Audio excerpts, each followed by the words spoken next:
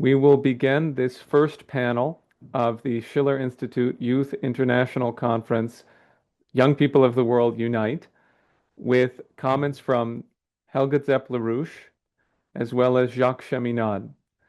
And then we will receive some comments from Ambassador Sisulu, the ambassador of the Republic of South Africa to Mexico, Ambassador Beryl Sisulu.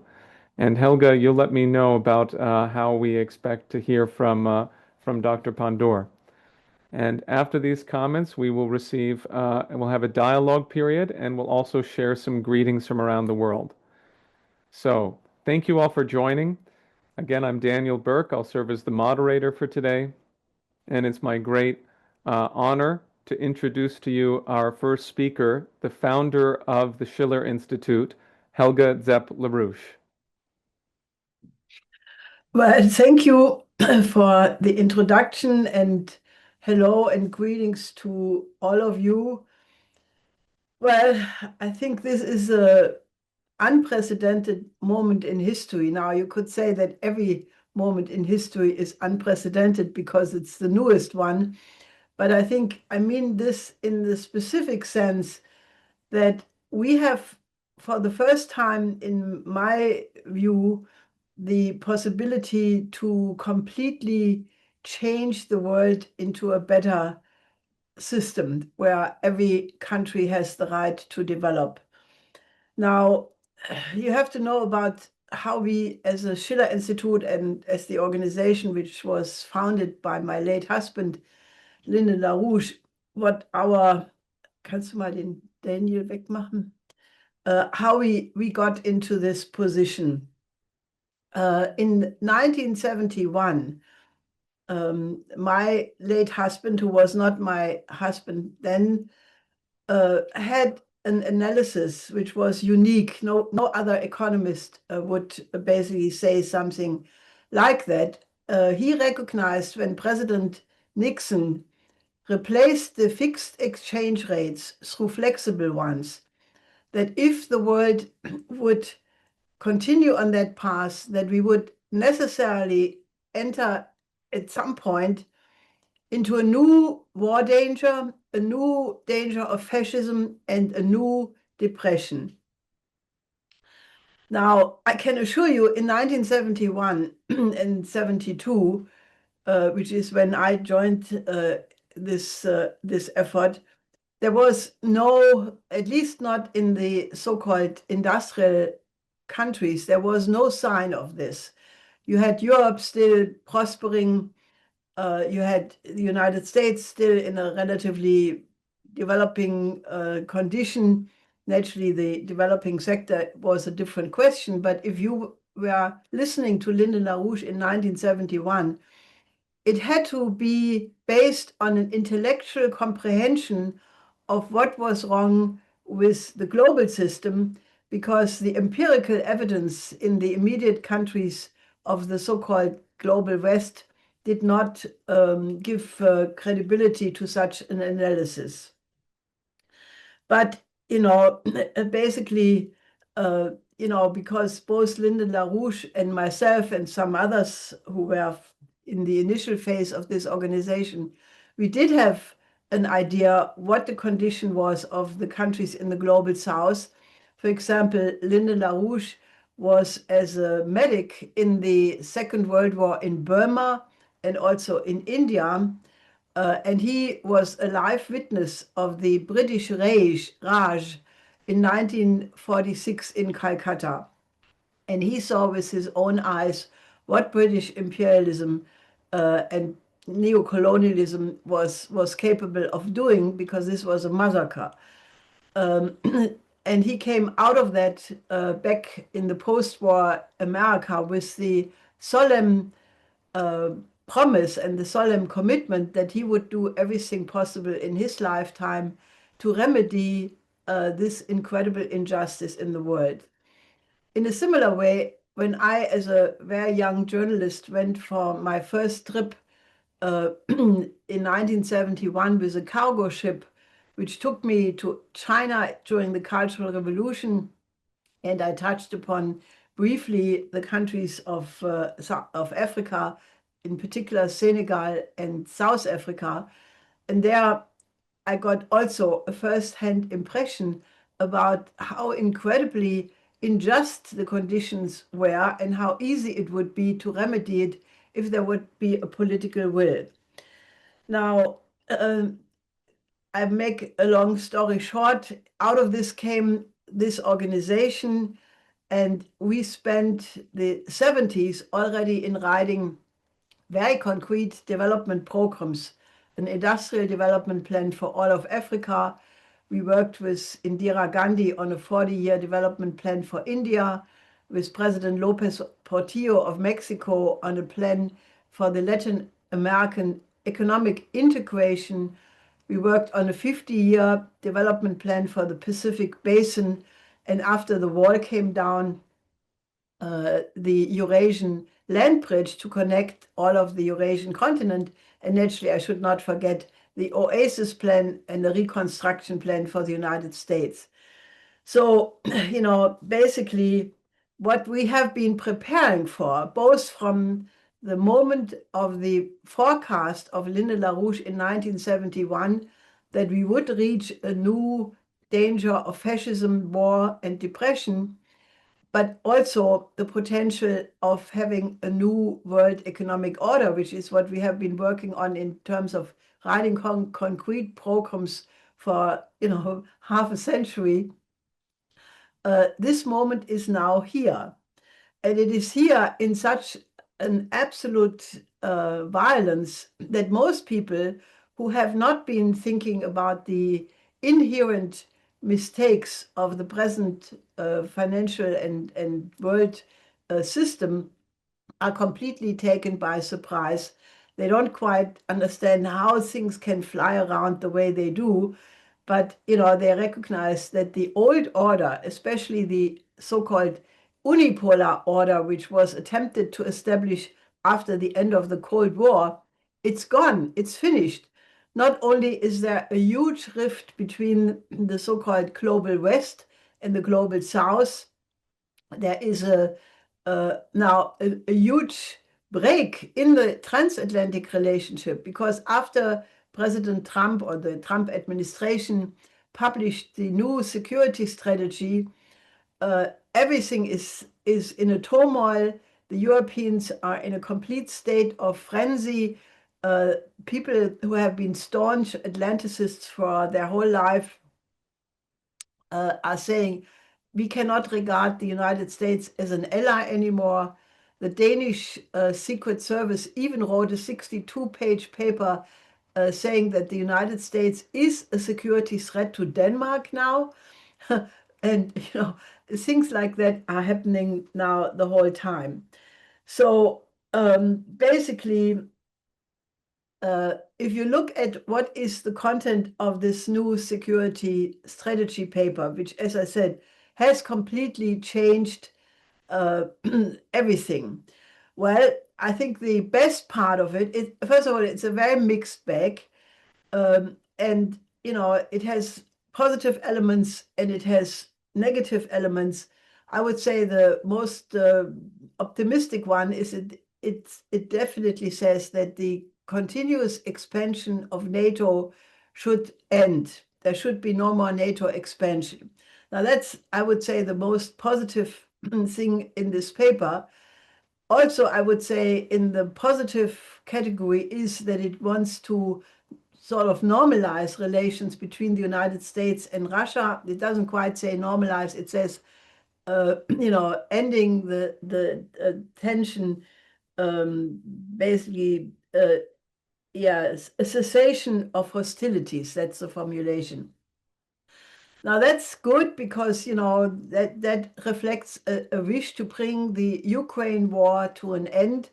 And who on the planet in their right mind could not be very happy if the two most powerful nuclear powers, Russia and the United States, want to get back to a normalization of their relations? Because, if this conflict between Russia and NATO, because that's what it is in Ukraine, would go wrong, it could lead to a global nuclear war, which would mean the end of civilization. So that's definitely a positive element. Also, a little bit in the positive direction is the fact that it replaces the previous formulation of China being a threat to China being an economic competitor. That one can live with, but then there are some other elements which are not so good. One of them, I think the worst one, is for sure that it declares the Western Hemisphere, meaning the Central America and Latin America, to be practically the backyard of the United States. And it even talks about a Trump corollary to the Monroe Doctrine. Now, one could say better a Trump corollary to the Teddy Roosevelt corollary of the Monroe Doctrine, but it basically says, that the Western Hemisphere is the sphere of influence for the United States. And naturally, there is a pending invasion in Venezuela associated with it, where the pretext is the war against drugs. But in reality, if one looks at it, it's very clear that the real aim of this is to drive out the influence of Russia, China, Iran, and Cuba out of Latin America. So that forebodes big destabilization. And while the United States does not have the land forces to invade Venezuela and occupy that country, they could do a lot of damage. And it could throw the entire Latin American continent into complete turbulences, where the aim obviously would be to favor those libertarian governments which have a libertarian economic policy and are willing to use the famous chainsaw of Milei. Also in other countries, Bolsonaro in Brazil, others in other Latin America. So this is a very trouble area in the world following this new strategy paper.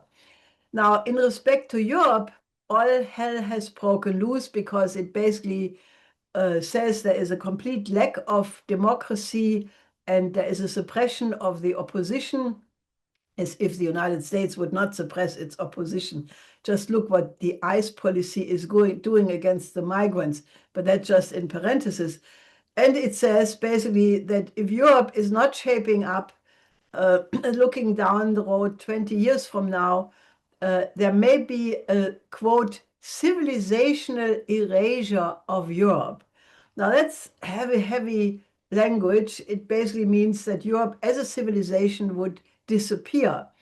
Now, I have said something similar, but not for the reasons given in that strategy paper, because I have said if Europe does not change its present wrong economic and cultural policy, it may vanish as a civilization and be a relic in a future museum. But the reason given by this paper is the migrant issue, and that the influx of migrants to Europe may cause the European culture to disappear. But the biggest problem right now is what is the reaction of the Europeans? Now, the Ukraine war, which from the very beginning was a proxy war of NATO against Russia, extending the 5-time NATO expansions after the end of the Cold War, which had been promised would never happen, but did proceed, and NATO did expand 1,000 kilometers to the east, to the borders of Russia, putting offensive weapon systems or potentially offensive weapon systems into Poland and Romania, reducing the warning time of any missile attack on Moscow to 5, 6, 7 minutes. And when it was clear that this was even expanding, Russia started the special military operation, and that was almost 4 years ago. And as it was clear from the very beginning, this war could have never, at no point, been won by Ukraine, given the fact that Russia has a vast military superiority, which even if NATO is supplying all kinds of weapon systems to the Ukraine, this does not compensate for the fact that the Ukrainian population is much smaller and has almost halved since the war broke out due to immigration, deserters, casualties in the war. So this war is now basically almost at the end because, that it has been a war of attrition. What do the Europeans do? Not all Europeans, I have to say, but the so-called coalition of the willing. The countries of Great Britain, France, Germany, and you can add to that Poland and the Baltic countries and Scandinavia, but especially the big three, Germany, France, and Great Britain, have formed this E3 Europe, namely a coalition of the willing, intending to carry on the war until there is a strategic defeat of Russia. Now, that is an impossibility. You cannot defeat Russia for the very simple reason that Russia is, at this point, the strongest nuclear power on the planet. And before Russia will allow it to be destroyed, it will use these nuclear weapons as it has stated very clearly in its nuclear doctrine and as it has been repeated many times by President Putin and other Russian officials. So what does it mean when the coalition of the willing is saying that they still want to continue the war until there is a strategic defeat of Russia? It means they are risking nuclear war. Now, the argument obviously is that Russia, is not going to stop in Ukraine, that, they will attack another European NATO country, that they may need anywhere. Some people who are totally crazy, they say it may happen immediately. Others say, no, Russia needs 5 years to build up its nuclear and conventional forces. But basically, Rutte, the General Secretary of NATO, just 3-4 days ago was in Berlin at an event of the Munich Security Conference and made there a speech which was absolutely unbelievable. He said, that Russia is preparing an incredible war where total destruction will come to every European home. There will be mass mobilizations, millions of displaced people, unlimited suffering and extreme losses. And therefore, basically, Europe has to get ready for the kind of war which was fought by our grandparents and great-great-parents. Or we have to do what our great-grandparents and great-grandparents did, basically fighting war like World War II, which is completely, World War I and World War II, which is completely impossible, because if it ever comes to a war, it will be a nuclear war and not a conventional war. But, basically, it's also a lie, because, actually, what is Rutte saying when he says we have to do what our grandparents and great-grandparents did? Who was the attacker in World War II? It was not Russia, it was not the Soviet Union, and it was also not China in the Pacific. So to get an idea what the mindset is of these people, I want to show you now a video which amazingly is a PR video by NATO itself. You can find it on the NATO website, and they obviously think that this is a very motivating video for what they want, what they're up to. Now let's listen to the video.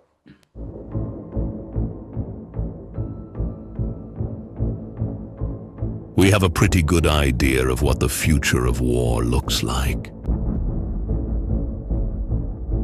Climate change will affect not just trade routes, food supplies, and infrastructure, but also our military equipment.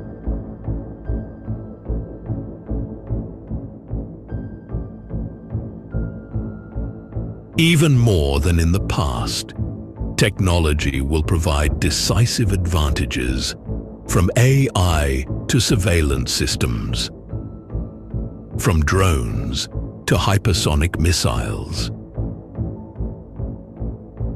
And yet, war will remain an essentially human endeavor. Manipulating the opponent's emotions and understanding will be just as important as denying access to our spaces. The human mind will be a battle space in its own right. We will have to be ready to fight in cities, in space, in the cyber domain, in the Arctic, and on the high seas. We have to relearn the language of deterrence. We expect the outlines of this future to emerge from 2030 onwards. We are in a race against time. There's only one hitch. Predicting the future of war is a flawed enterprise by definition. We tend to overestimate technology and underestimate our opponent's capacity to adapt to it. We tend to forget that not everything about war will be new. Quite a lot will in fact be old. We understand the trends, but not the timeline. And our opponents too have a vision of the future of war that suggests dangerous gaps on our end.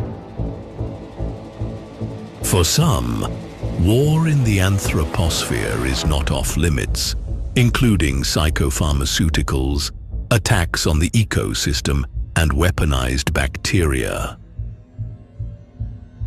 For other opponents, humans might not have to be in the loop of lethal decision-making by AI. Drone swarms coordinated by robot motherships might sound like science fiction, but all good tech foresight does.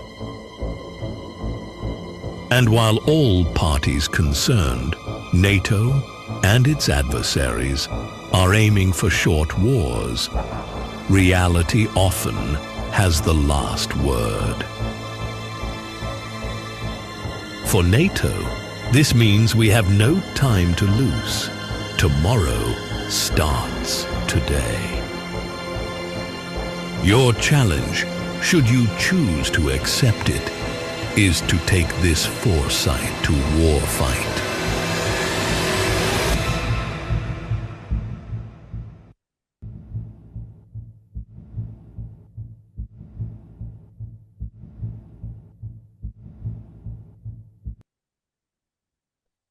Now, in my view, the people who are putting such a video out as a positive propaganda for their aims are, in my view, insane and should be put away behind, in a closed department of a psychiatric clinic. I mean, the image of man, which comes across in such a video is barbarian. It says that war will be forever a crucial element of human engagement. I mean, this is insane. It has an image of man which is completely barbaric, and I completely object to it. And it was this video, as well as the statement of Rutte, the General Secretary of NATO, that NATO should have a preemptive attack, or may have to have a preemptive attack on Russia, which caused me to write this call to leave NATO and to immediately move to form an international security and development architecture. But, basically, it is an idea of man being incapable of ever becoming human in a true sense. Now, you could ask yourself, what is wrong with the Western elites that only 80 years after World War II, where the memory of what war does should be still alive, at least in the minds of some people, and enough footage of films and things like that are there to get people an idea of what war is like, that they would risk not only the war of the grandparents and great-grandparents, but of nuclear annihilation.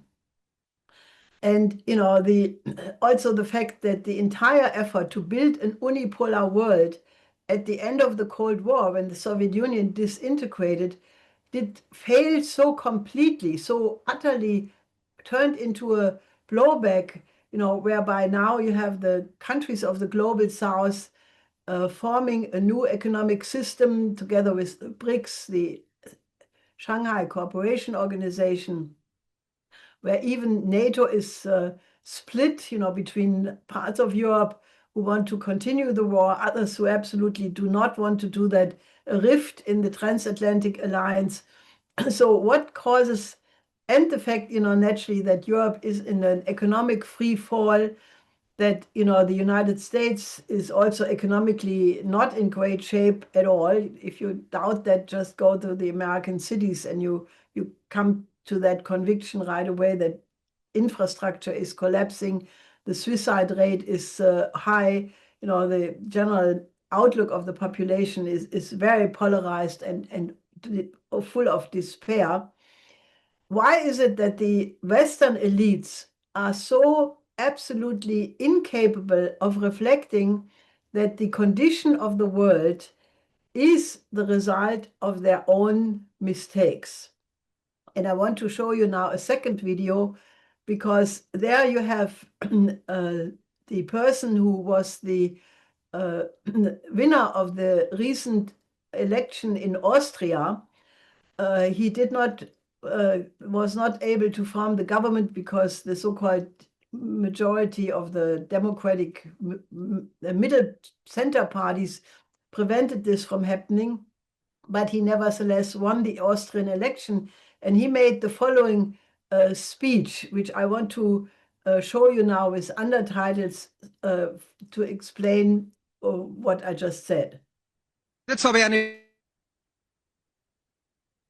ich eine Frage an die Obergescheiten da von den Systemparteien. Ich frage Sie, wer war denn derjenige, der im Frühjahr 22 die Friedenslösung zwischen Russland und der Ukraine, ich rede von den Istanbuler Verhandlungen, wer war derjenige, der diese Friedenslösung torpediert hat? Wer war das? Ich sag's Ihnen. Das waren Politiker, die unter derselben moralisierenden Verblendung gelitten haben wie Sie hier herinnen. Das war die großartige, fehlerlose Europäische Kommission. Das waren die Briten. Im Übrigen, Achtung, die Brexit-Briten, denen jetzt ganz Europa hinterherrennt. Auch ein interessantes Phänomen. Und das war die amerikanische Regierung unter einem gewissen Joe Biden, wo das ganze EU-Establishment nichts anderes zu tun gehabt hat, als sich ihm zu unterwerfen.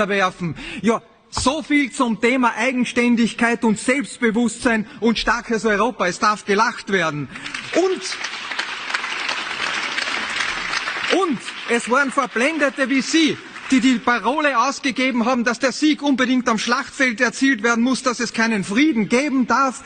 Und dafür tragen Sie die Mitverantwortung für Hunderttausende Tote seit damals, für eine weitgehende Zerstörung von Teilen der Ukraine, für Milliarden Schulden, die die künftige Generation belasten, für Milliarden, die Sie den europäischen Steuerzahlern aufheißen, und für einen Niedergang der europäischen Wirtschaft. So viel zum Thema.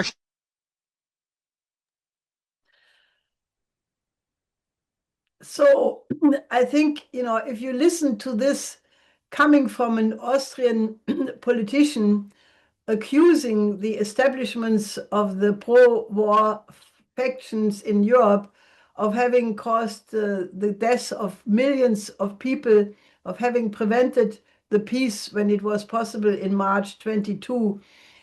And, this is just one voice. You can imagine that if the continuation of the present policies of the Western system lead to the inevitable collapse of the financial system, because we are sitting right now on a financial bubble worse than that which almost blew apart in 2008 with the Lehman Brothers crisis, that you could have a collapse of the system of dimensions which are absolutely unimaginable, that, what is hanging over the heads of these people is the fear that, they may be called for accountability for the policies they imposed on the world. And this is the only explanation I have come up with why they continue a policy which has so absolutely failed, because they insist, to keep going with policies, which have created the present havoc in the world situation, because all of their career, their prestige, their privileges are associated with that. And that factor of irrationality is definitely part of the world situation. Now, as I said, when I saw these escalations, preventive war against Russia, this kind of propaganda coming out of NATO, I said it's now high time that we declare NATO obsolete. This should have happened in 91 when the Warsaw Pact dissolved, because NATO has definitely outlived its legitimacy. And we must urgently replace it with a new security and development architecture, which this time must take into account the security and development interest of every single country on the planet. Now, I think that that is absolutely the only way out of this crisis, because we have such an incredible crisis where not only the Ukraine war, but also several other regional crises could eventually lead to a global nuclear war. That's definitely the case for the Middle East, where the Gaza situation, the genocide going on there, is continuing despite the so-called peace plan of Trump. Just a few hours ago, there was a terrorist attack in Bindi Beach in Australia, where 12 people were killed. This was at the Chanukah light festivals of the Jewish community. I think over 30 wounded. And immediately Netanyahu said this is an attack on all of Judaism, and this is the result of the fact that the leaders of the world have stopped to fight anti-Semitism. So I would not be surprised if some military action in the Middle East could be the result of this, using this terrorist incident as a reason. If it comes to a larger war in the Middle East, including Iran, that also has the potential of leading to a nuclear war. Recent tensions between China and Japan, whereby Japan the new leader Takaichi declares it to be an existential threat to Taiwan, to Japan, if the mainland would try to unify the mainland militarily, could lead to an escalation involving, larger powers in the Pacific. And naturally, if the Latin American conflict would escalate, that also has such a potential. If you have a world which is so much in disarray, you cannot try to solve all of these questions one by one, that even if they have their historical and, factual specificity, each crisis has naturally their own reasons and own dynamic, but they are all part of this overall development where you have the end of a system of colonialism of 500 years, the emergence of a new system whereby the countries of the global majority are trying to create a new, more just system. And that conflict is behind all the deeper reason behind all these regional expressions of that conflict. Therefore, you have to try to resolve this in totality. And the only way to do that is to establish a new security and development architecture, which emphatically cannot be partial. It must take into account the interest of every single country on the planet. First of all, this is the lesson from the Peace of Westphalia. The Peace of Westphalia of 1648 ended 150 years of religious war in Europe, and the different war parties came to the conclusion that they had to come to a diplomatic end of the war because they realized if the war would continue, everybody would be dead. Nobody would be left alive. And today, in the age of nuclear weapons, this is all the more true. And therefore, we must earnestly and very seriously put this discussion on the table to replace the present structures, NATO and other such security structure, and especially the idea of a so-called global NATO, and have such a new Westphalian peace agreement, which must take into account the interest of the other, because that was the most important principle which was established in the Peace of Westphalia.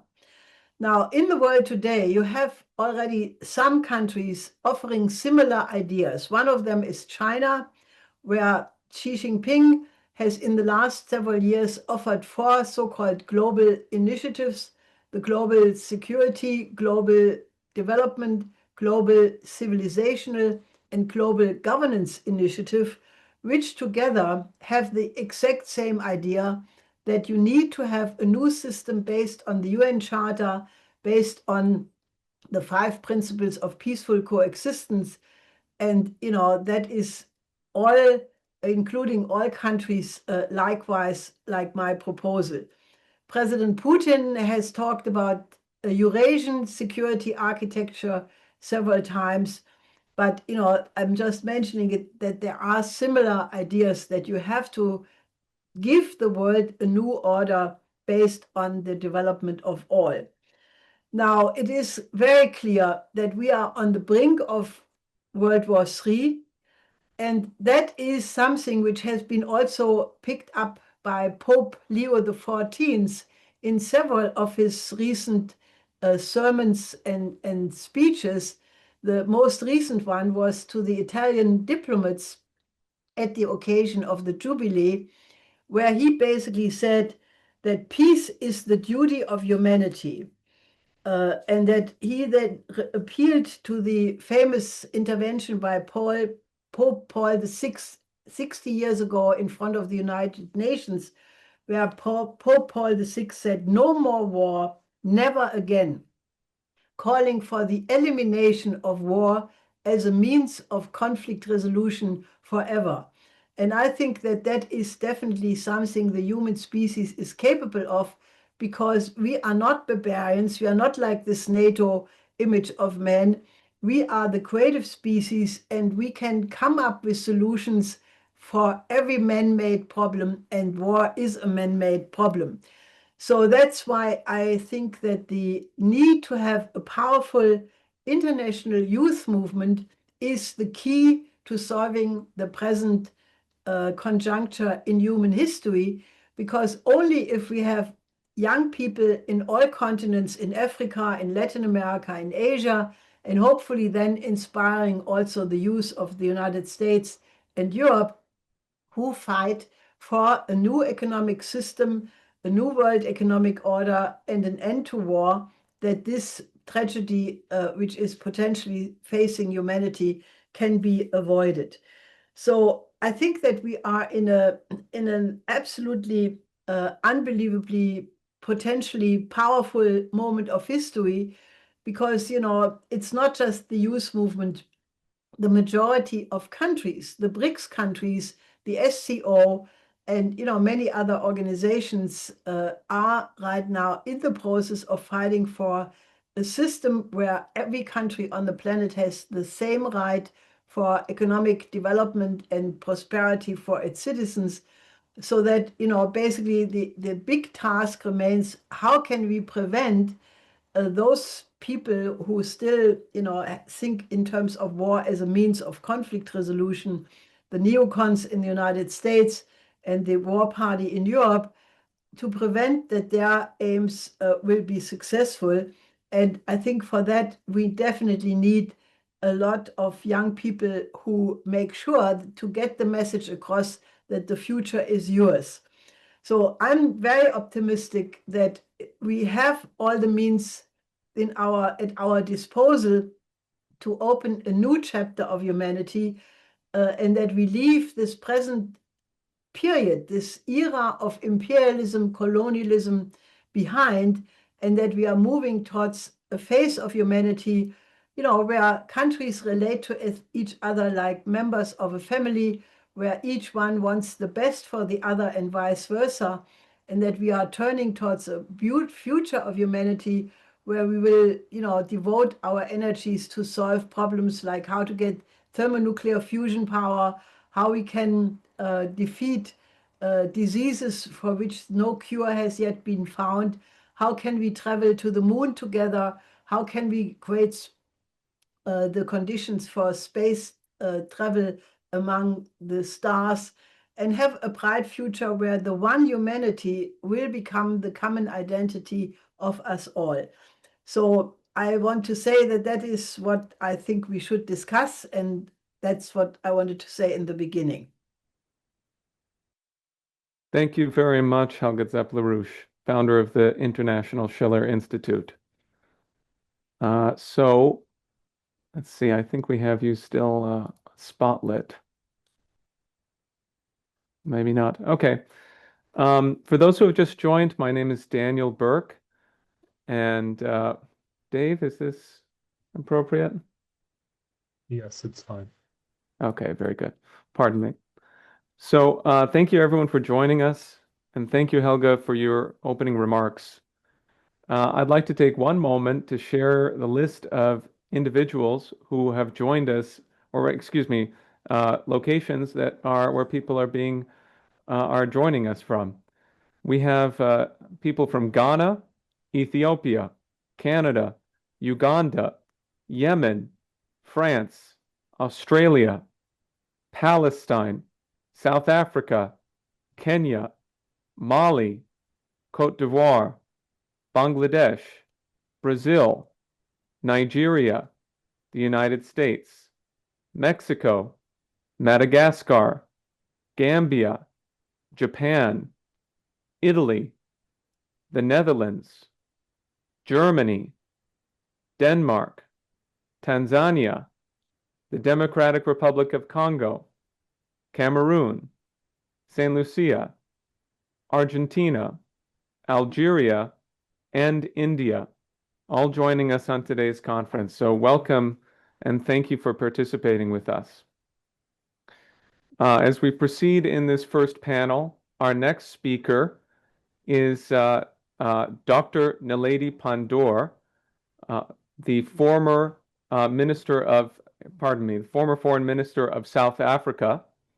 And Dr. Pandor, we're extremely happy to have you join us. Is it the case that you're able to speak now?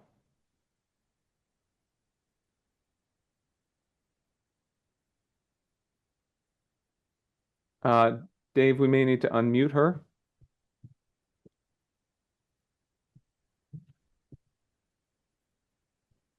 Okay. Thank you for bearing with us. Thank you very much. Oh, thank you for joining us. Please go ahead. Right. Thank you. I see that I'm now connected. Thank you very much, particularly to Dr. Zepp for the invitation to join this youth conference this afternoon. I think that she has made a number of very significant points. In particular, she has drawn attention to the important need for us to really actively promote the idea of a multipolar world. I think a great deal of danger has been posed to the world by the unipolarity that has gripped the world since the end of the so-called Cold War. And it's this unipolarity that has caused an increased hostility among nations of the world and a feeling of a diminished contribution to global affairs. So I believe very strongly that what we should urge all organizations to do is to very loudly support multilateralism and, of course, a fair and inclusive global economic cooperation system. We've had arbitrary decisions on trade matters in the past few months. You've had an increase in world insecurity, and this is extremely worrying, as well as arbitrary action against nations, with much of the world silent when obvious abuses are occurring.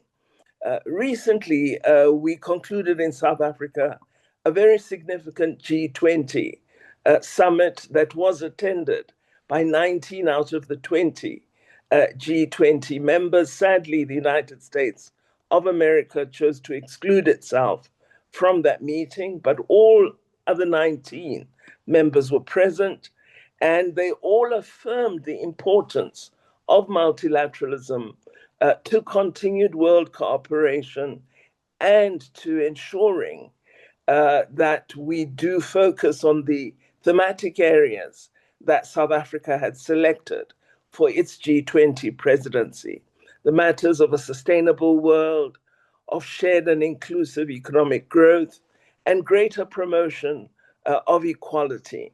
These focal areas and the conclusions of G20, which in the declaration very clearly set out the actions that the G20 leaders believe should be implemented, should be studied, I believe, by youth organizations all across the globe and discussed for purposes of looking at how we might encourage our governments and our countries to give greater attention to implementing the conclusions that were agreed upon at the G20. The recent BRICS summit had very, very similar outcomes which feed into the thinking and conclusions of G20. So we are seeing the development of global organizations that have a shared set of goals and objectives. And we need to become familiar with these organizations and promote their work more and more.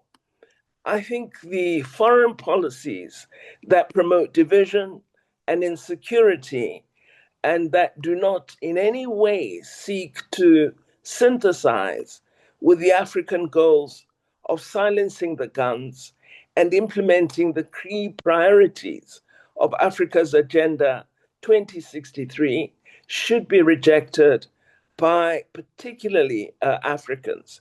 It's very important that we focus on our development agenda while seeking to build very critical international cooperation partnerships. I must say I have been very impressed in the past 2 years with the role that youth-led organizations have played through their active support of freedom and justice, through the protests that they have led with respect to support for the freedom struggle of the people of Palestine, calling on peace and security for Israel, but also arguing that the people of Palestine deserve peace and justice.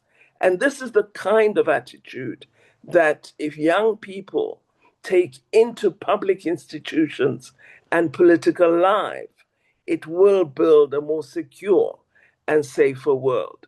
We have noted that young people in many countries, especially on the African continent, are disaffected with politics and often choose during elections not to participate in exercising their right to vote. This is, I think, a wrong approach. I believe democratic participation is very, very important, and young people should seek to influence the shape of governance in their countries and should take up participation in active organizations and in the democratic choice of who should govern. We also would encourage that young people take up opportunities for skills acquisition and skills development. I hope that the world is going to return to greater international opportunities for young people.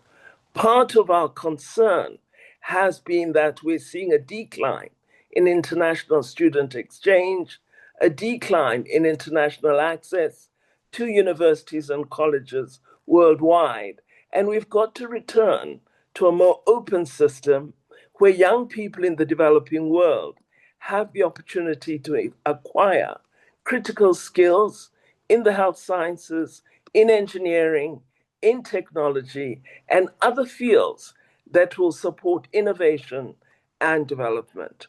We also should encourage young people to be more active in combating climate change and in educating communities about the impact of practices that lead to a decline in environmental sustainability.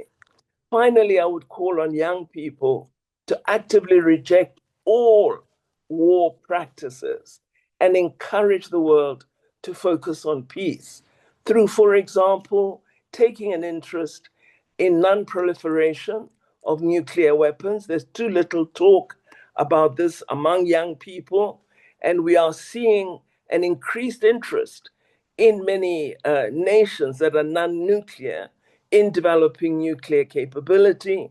We have to discourage this, but this should be for all countries in the world, because that is the only way that we would have a world that is safer and that is dedicated to focusing on development.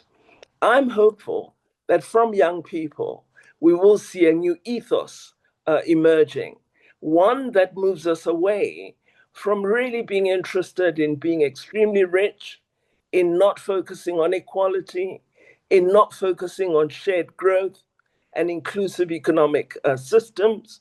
We need a new ethos, a new set of ethics among communities and young people throughout the world.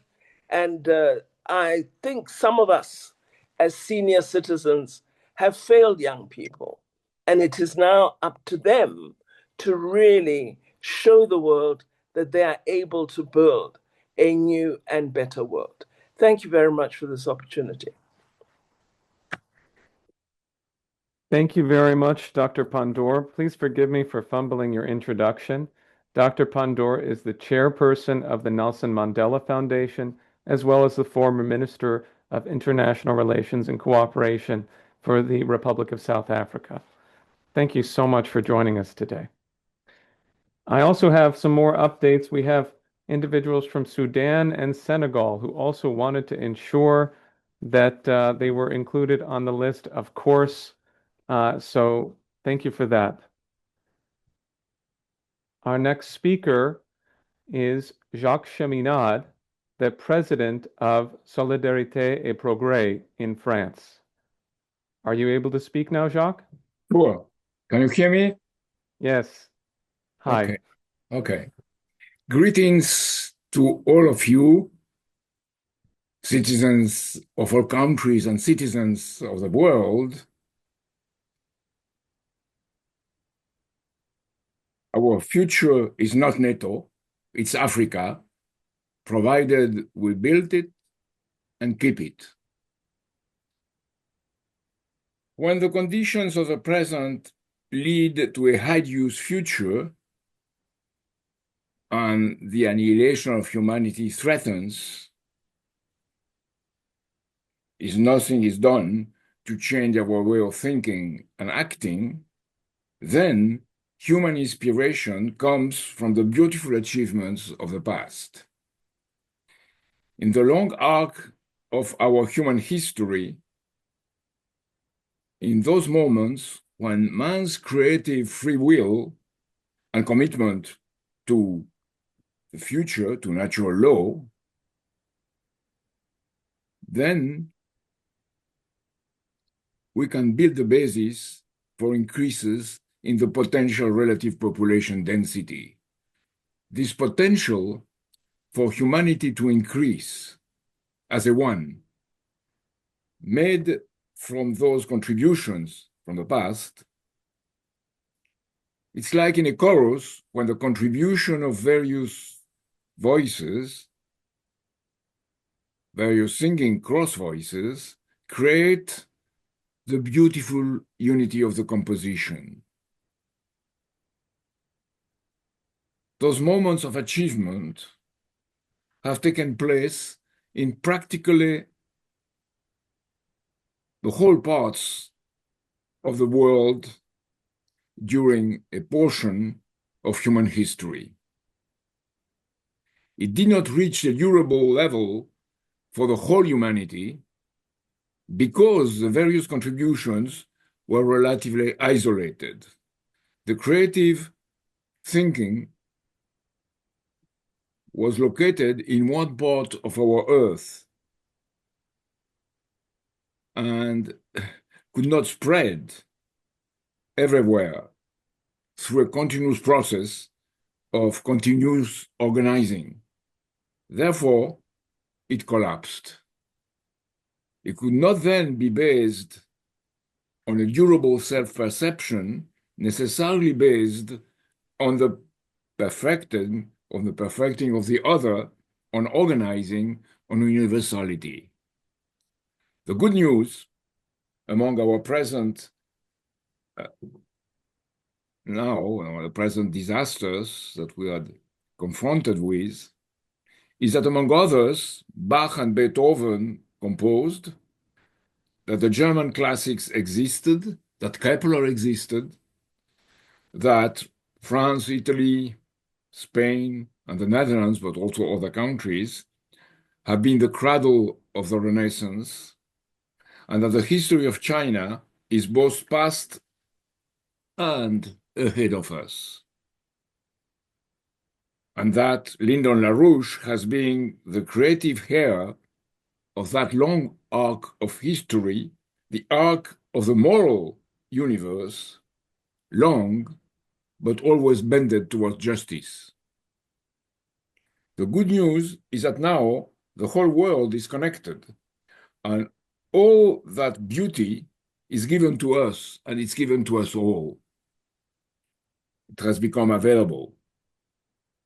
And today is a celebration for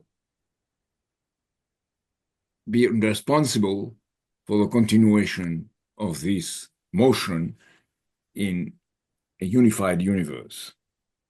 That's why we have the means to respond to the challenges of continued human existence away from criminal wars, away from the Rutte, from the Pistorius, from the Macron, away from these insane criminals. And we are all the more determined to fight against warmongers that this time the threat is the annihilation of all humanity by an insane nuclear war. You, the youth, and may I ask you to accept us all here as part of the youth. We are confronted with the most demanding and beautiful challenge. Our times are such times.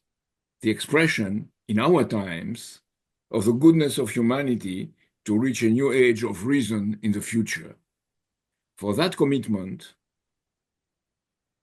our challenge is to recognize all the beautiful achievements of the past without having no one, without leaving no one aside, because the multiplicity of perspectives enriches the one.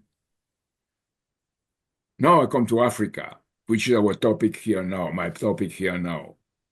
First, Europe, and in general, the West, have to get rid of colonialism forever, neocolonialism and geopolitics as well, to respond to the challenge of the oneness of humanity. It demands that we propose to the people of the African continent the most advanced means for their development, being up to them, its free will, to accept it or to refuse them.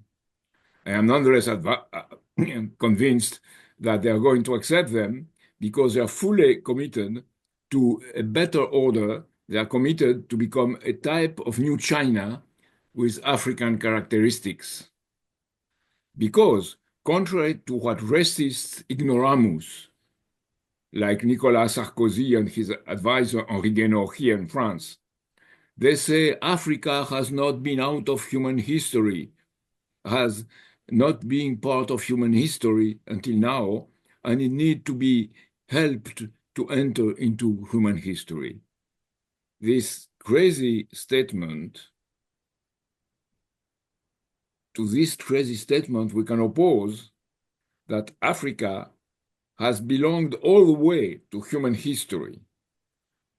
Most of our ancestors in Europe and the United States as well come out of Africa. According to experts in genetics, it's only the only thing that I would admit from them, I may accept from them.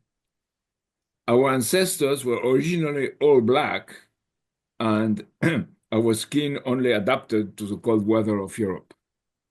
Cheikh Anta Diop, the great African historian, has shown us that Egyptian dynasties come from Africa, and in particular, those from the upper region of the Nile in the Merode region, Nile region. Merode is in the upper Nile. Now I want to to show us the civilization of the Ife region, which covered the present states of Nigeria, covered in the past, the present states of Nigeria, Benin, Togo, and around. It's part of the great Yoruba civilization. I have here on my desk, I introduce you to her, one of the most famous heads that you can admire the beauty. This is it. Here. It's a copy from the Benin Museum. And more deeply, Ife started its development many centuries before Christ in the Neolithic age. And there is a lot of archaeological material on that. Then it blossomed between the 9th and the 14th century of our era, was affected by a terrible Black Death, a plague, during the 14th century, the same as in Europe, and managed to recover from it during the 15th and in particular 16th century to the 19th century before being destroyed by colonial looting. These heads of Ife are heads of kings, queens, close collaborators of the kings and queens also, and there was even a famous woman queen of Ife, Ooni Luwo Gabigda. Not only men were kings, also women. Ooni meant king or queen, and it was derived from art, from the word art, which is honor. These heads are not things in themselves for the sake of art. They are the product of a whole advanced civilization, which at some points was more advanced than Europe. The heads are made either of terracotta, bronze, or brass. The heads are from the Middle Ages, the first ones between the 8th and 9th century, more advanced than in Europe. The city of Ife, according to the archaeological evidence, had probably about 100,000 inhabitants, more than any city in Europe at those times, and the heads in bronze or brass were made with a lost wax creating process, a lost wax casting process, which required an extreme refinement to master such process. It was only mastered many years later in Europe to mold bells for the churches, which is easier to do than to produce a beautiful head. Ife produced all kinds of goods for the population, but needed copper and also zinc and lead, both to produce the heads and to manufacture. The heads are made of 1700 of copper, 16,500 of zinc, and 11.3% of lead. So it is a very refined composition. Copper came from continental Europe, Byzantium, Morocco, through the Niger River, and also Tombouctou on the camel's back. Tombouctou, by the way, has still today in the historical families of the city the most precious manuscript books from a Muslim African tradition. Ahmed Baba of Timbuktu was one of the most respected thinkers of the 16th century and also known in certain parts of Europe. Ife was involved in a heavy trans-Saharan trade connecting Eastern and Western Africa, the Indian Ocean, also the Mediterranean. But there is more to it, and it's the most interesting part for us and for our knowledge of history, theology, philosophical theology. Ife believed in a supreme divinity, Olodumares, generator of the potential creative power in the universe. Not so far, in a less accomplished form, from Cusa's posse ipsum, God being the all possibility itself, or the power to be. Olodumare created man in the following way. He asked the artist divinity, which was called Obatala, to mold in Agile the first human being with the potential to create. Hence, Oni, art, represented by Ooni, Ona, art, represented by Ooni, the kings and queens, as expression of the most probably perfected man or woman, and not idols. Then the beautiful face here at my desk, which represents that accomplishment of man. With the mental and physical looting of the colonialists, showing how they think, Leo Frobenius, the German ethnologist and archaeologist, which discovered by chance the Ife heads in 1938, just before dying, assigned them to some Greek colony in Africa. They were so beautiful that he thought they could not be genuinely African. Well, the truth is that they are genuinely African, the most advanced form of art, not only in Africa, but at a world level. They are human heads with influences of Asian and Egyptian cultures, because there is one humanity beyond diversity. And there we have, I think, one of the most beautiful expressions which gives hope for our future. Let me conclude. Let's get rid forever from the colonial spirit. Let's get rid of neocolonialism and geopolitics. Let's get rid of all the consequences of the Berlin Treaty of 1885 and the Conference of 1884-1885, which shared the looting of Africa by all European countries. Let's reintegrate ourselves in the long art of humanity by our knowledge of the African input to the history of humanity. I would have liked to tell you about so many African cultures, the Nok, the Igbo, the Edo, Oyo, Zulu, Xhoxas. Mandela was, by the way, from a Xhoxas culture.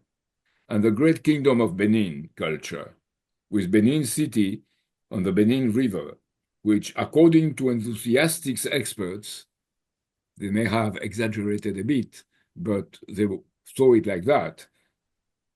Benin City had walls 4 times larger than the Great Wall of China and employing longer than the Wall of China and employing 100 times more workers, more materials and more workers than the Egyptian pyramid of Cheops. The city was looted and destroyed by the British expedition of 1897 on behalf of free trade and propagating at the same time the slander of an African gratuitous barbarity which stinks of death. So our commitment today as citizens from Western states should be to give the African countries the means for their development, a new architecture for peace, through shared security and common development, sharing the task with China, Russia, Turkey, India, and others which are active in Africa, sharing in a reverse spirit of the 19th century Treaty of Berlin. Not pickaxes and shovels, but nuclear energy for all. You, the youth, we, the youth, have this crucial task for world peace before us. Much more than that, we can only succeed if we learn from Africa, if we learn to learn from the best of African history. I have here also on my desk this, what's called a passport mask from Western African civilizations to honor the ancestors and identify and protect the travelers. Yes, Africa was not an area of fixed ethnic entities. It was a continent of exchanges and traveling. While us young travelers of the future of peace, let's go there with the identity of one humanity beyond all borders. Thank you. Thank you very much, Jacques Cheminade. We're going to proceed to 2 videos, and I do hope that all of our speakers, including Dr. Pandor, will stay on with us into the dialogue period that follows. Presently, we are joined by the Public Diplomacy Officer of the Republic of South Africa, Jeremo Pryor, and he's here to accompany a speech that has been submitted by Ambassador Beryl Sisulu of South Africa, the ambassador of the Republic of South Africa to Mexico. And so whenever we're ready, we're going to play Ambassador Sisulu's remarks. Good morning, ladies and gentlemen. I'd like to thank the Schiller Institute for inviting me to deliver my remarks today at the International Youth Conference entitled Young People of the World Unite. Indeed, young people of the world need to unite for the betterment of all humanity. It is without say that the Schiller Institute plays a vital role in shaping global discourse on a number of matters of international importance. I would like to also thank Ms. Helga Zepp-LaRouche for her leadership in ably steering the work of the Institute. I would also like to thank the Mexican staff, Mr. Alain Sebastian Rivera and Ms. Carolina Dominiquez, for their dedication and hard work. I am excited to talk about the importance of young people in the present and in transforming their future based on peace and the development of nations in the world, and on what the role of Global South or the global majority is as the BRICS Plus association. Ladies and gentlemen, I come from a politically active family and know about activism and advocacy work on issues that are dear to oneself and to your comrades at large. Both my parents were activists from the African National Congress, the ANC, former President Nelson Mandela's party. I learned from an early age what political activism means and how it has the potential to transform societies and indeed the world. My father, Walter Sisulu, was in jail as a political prisoner together with former President Mandela and their other comrades. My mother, Albertina Sisulu, continued with the struggle for the emancipation of Black majority in South Africa, working with women and youth to ensure that political prisoners who were incarcerated in prison are released, and indeed, South Africa was liberated from the previous apartheid regime. In addition, my mother, Albertina Sisulu, served as the president of the World Peace Council from 1993 to 2002. South Africa is currently a democracy based on solid human rights principles as espoused in our constitution.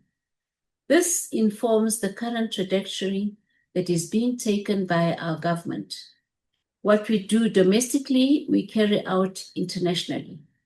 We would like all South Africans and the international community to enjoy their human rights on an equal footing.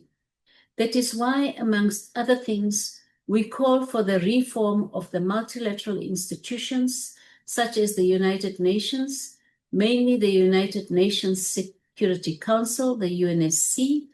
These institutions are archaic and no longer serve the current changing world.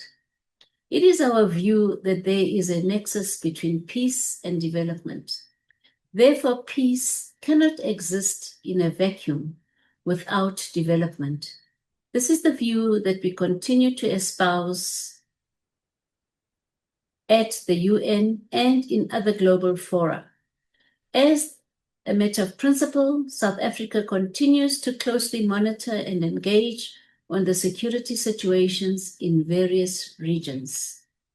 It is evident that in the world we live in, conflict or wars are fought over land and natural resources, which is detrimental to the development of affected states. People often talk about the resource curse without unpacking this debilitating issue. It is mostly caused by the involvement of outside parties that create this phenomena, which affects developing countries. We have consistently voiced our displeasure at the illicit financial flows that continue to affect, in the main, Africa's development. Work on the findings of this issue at the continental level was led by our former President Thabo Mbeki, where a report was produced. The importance of young people in the present and in transforming their future based on peace and the development of nations in the world cannot be overemphasized. The current young generation enjoy technological advancement that we could never have thought about. The world is more interconnected than ever due to this advancement.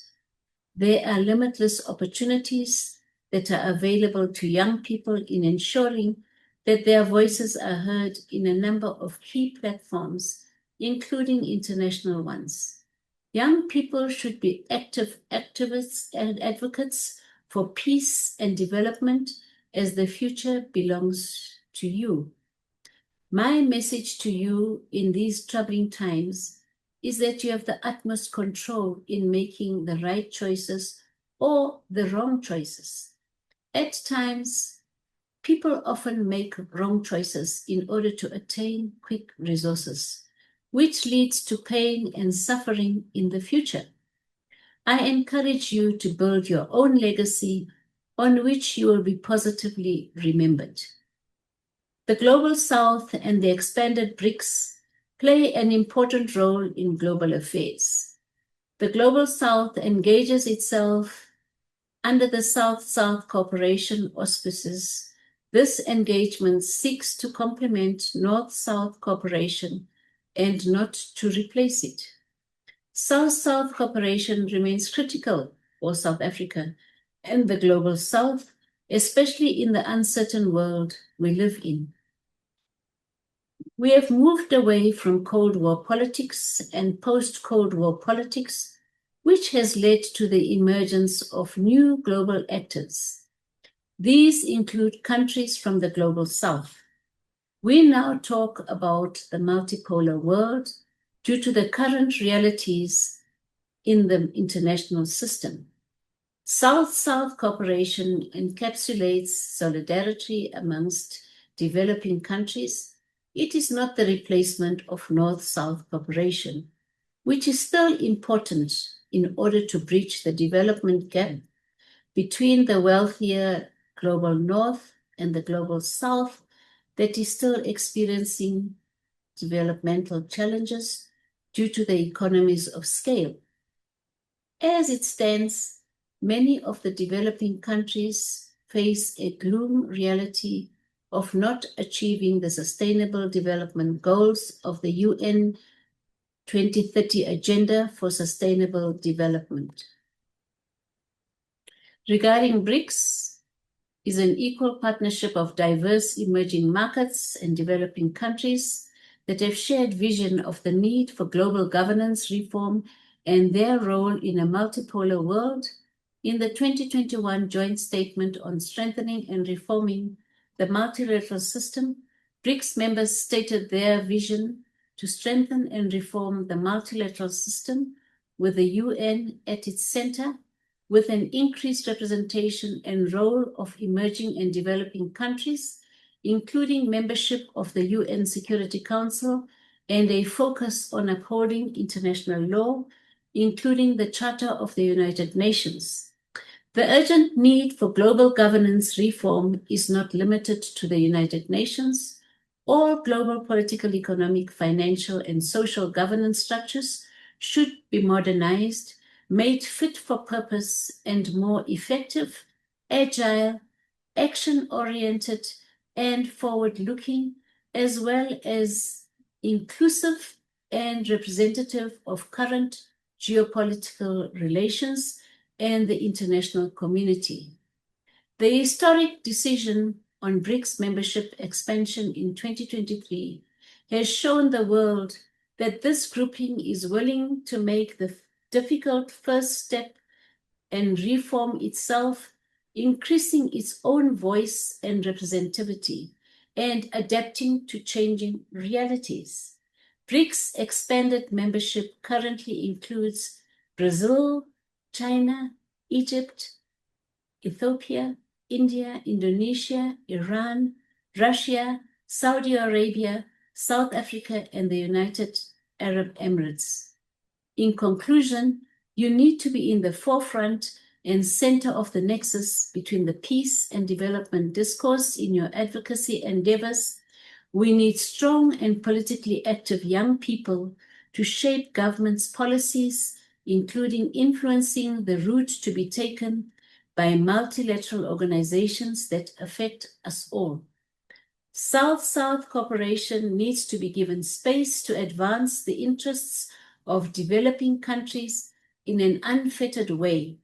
North-South cooperation remains of paramount importance in supporting the developmental goals of developing countries. The young and indeed the world need to be united to achieve these lofty goals. It is imperative for you to stand up and be counted. The world is in your hands. You can and must create the future. I thank you. Bonjour, bonsoir pour certains. Dave, if you could pause that from, thank you so much. Thank you very much to Ambassador Beryl Sisulu for these important remarks. And you receive from, Mr. Guillermo Pryor, the Public Diplomacy Officer of the South African Embassy in Mexico City, an encouragement to direct your questions or comments about Ambassador Sisulu's remarks to the address he gave in the chat, priorg@dirco.gov.za. So I hope that many of you will take that opportunity to make comments or ask questions. Thank you.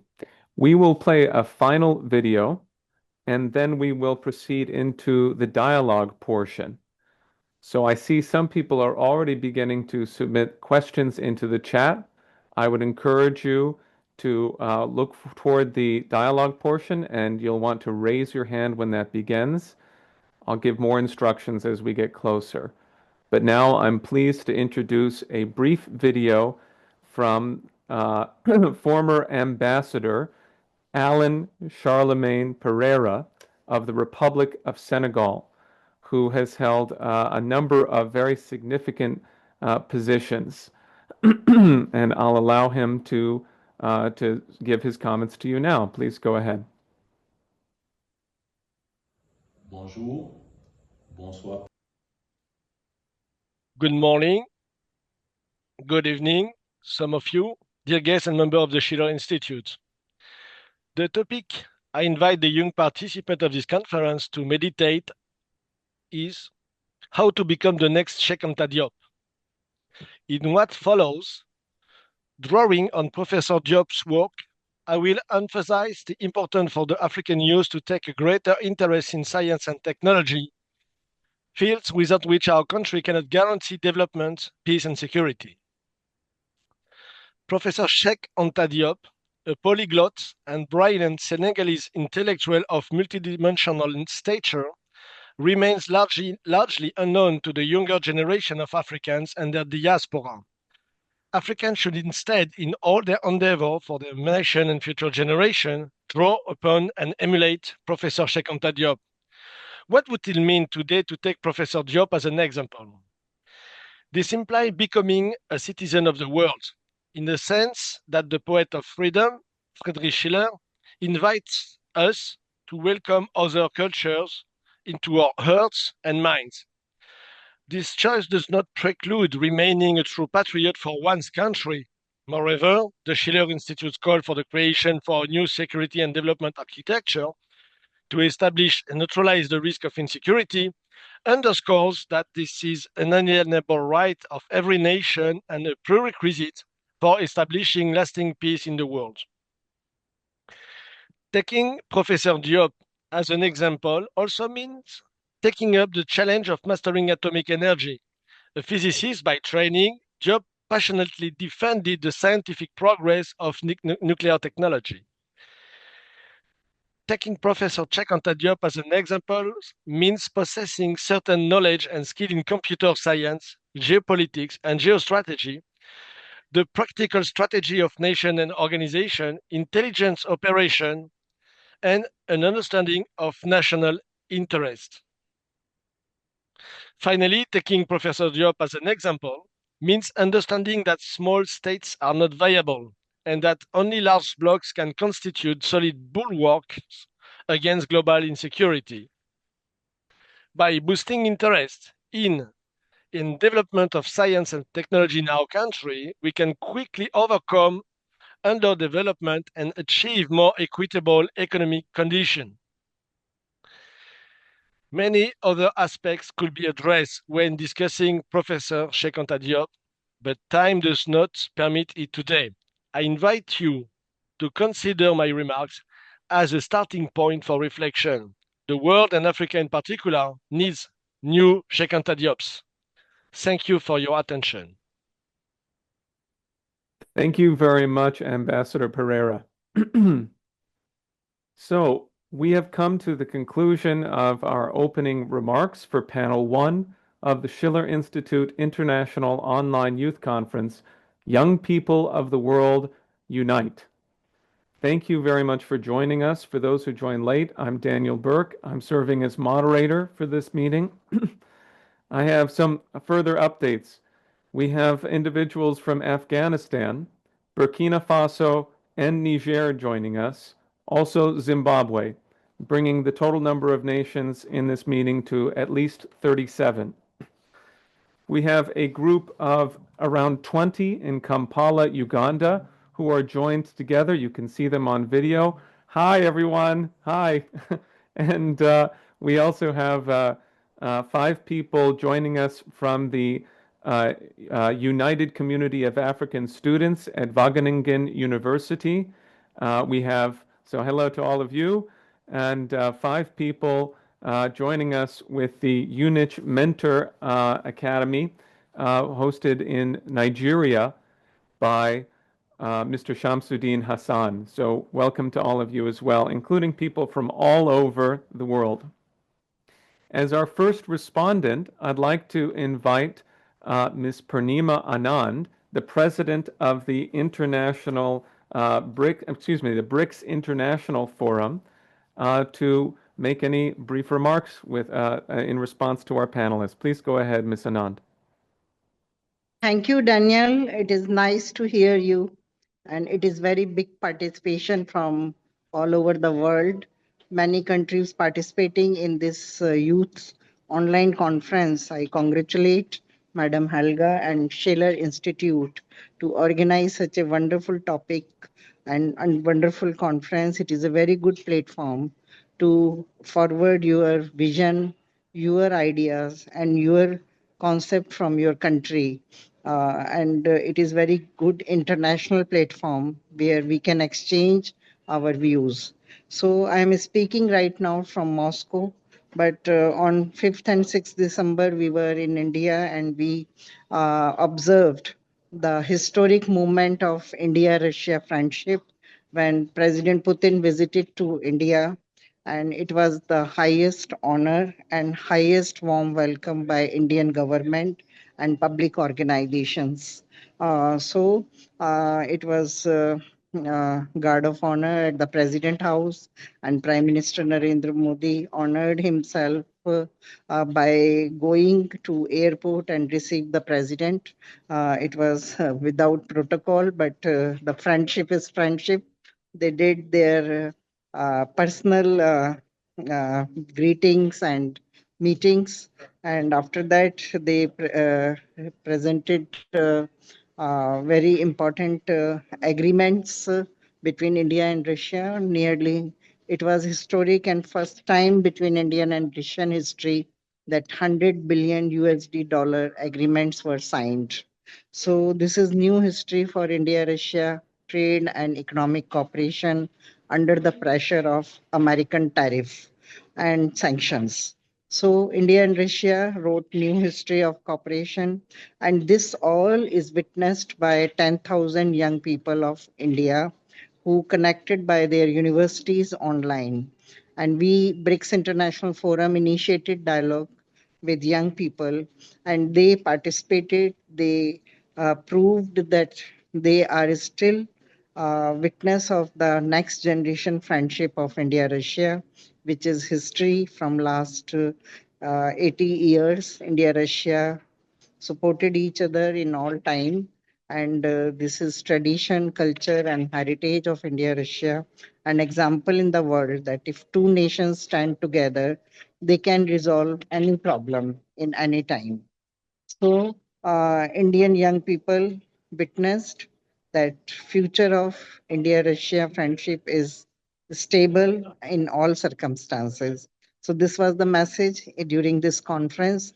But I believe that BRICS countries are rising and people are understanding their responsibility that they have to make their future themselves.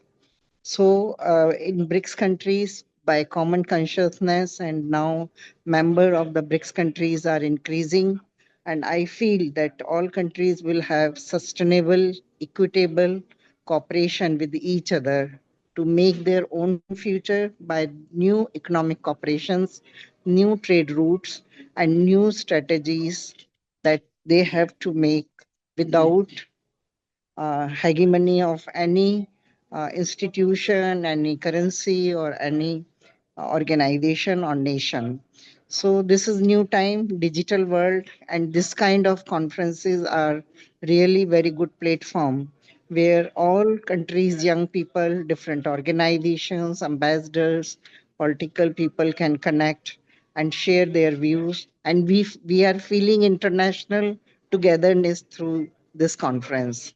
So I really appreciate the organizers, Madam Helga, Daniel, Anastasia. I know few people from this group, so I congratulate everybody, and I wish in future we shall organize such conferences more in different parts of the world. Thank you very much for inviting me. I will not take much of time because I think time is short. But Indian youth participation was very much appreciated during President Putin visit in whole world and from different part of the world. Thank you very much who supported us and who stand with us. The Svidania. Thank you from Moscow. Bye-bye. Thank you very much, Mrs. Anand. Now, I'd like to invite everyone who's watching. We have about 45 minutes for questions and dialogue. Because we have so many people on, as you heard, from all over the world, I ask you to please keep your remarks very brief. Around 1 minute would be appreciated. And I'd invite you, please, if you'd like to speak, to please raise your hand. You can use the React button at the bottom to put yourself in.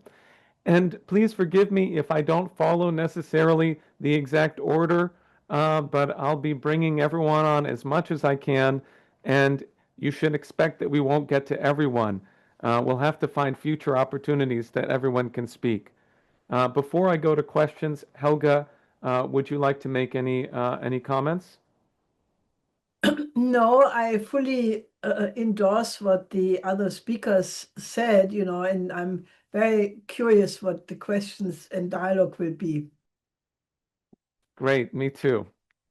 Okay, so if Rhonda Siksek, you're invited. You can have the floor here and make your brief comment, please, or question. And please, when you speak, introduce yourself. Let us know if you have any organization that you're with, and let us know your location. Go right ahead. Actually, I think Dave will have to manually unmute you. Okay. Hello, my name is Randa Siksek. I'm from Perth, Australia. I'm with a global network called All for Gaza, All for Palestine Network. Thank you for a thoughtful and compelling presentation to all the presenters. My question is for Dr. Zepp-LaRouche. And her presentation actually reflected a deep appreciation of humanity as a creative endeavor rather than a barbaric one. And I don't raise my question as a criticism, but rather as a genuine question for yourself and also for Dr. Pandor, who touched on a closely related idea. In your presentation, you emphasized that neo-colonial projects must come to an end, that a future international order should be based on mutual respect for all nations, without exception. I'm paraphrasing here. However, it seems like Palestine at the moment appears to be a persistent point of tension that seems to probably complicate or contradict this principle. In cases like Australia, where I'm from, or Canada or United States, we do not ask people to undo settler colonialism by returning populations to Europe or dismantling existing states, even though these societies were built on dispossession, ethnic cleansing, subjugation of indigenous populations. But colonialism in those contexts has been tragically successful or in entrenching itself. Palestine, however, I think represents a different case because the colonial project has not fully succeeded. It remains contested, resisted, unresolved.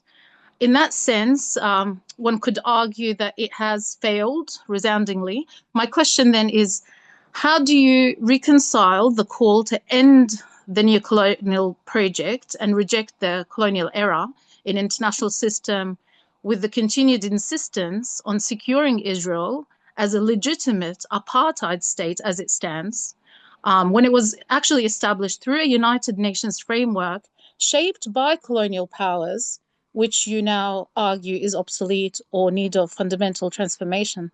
Thank you.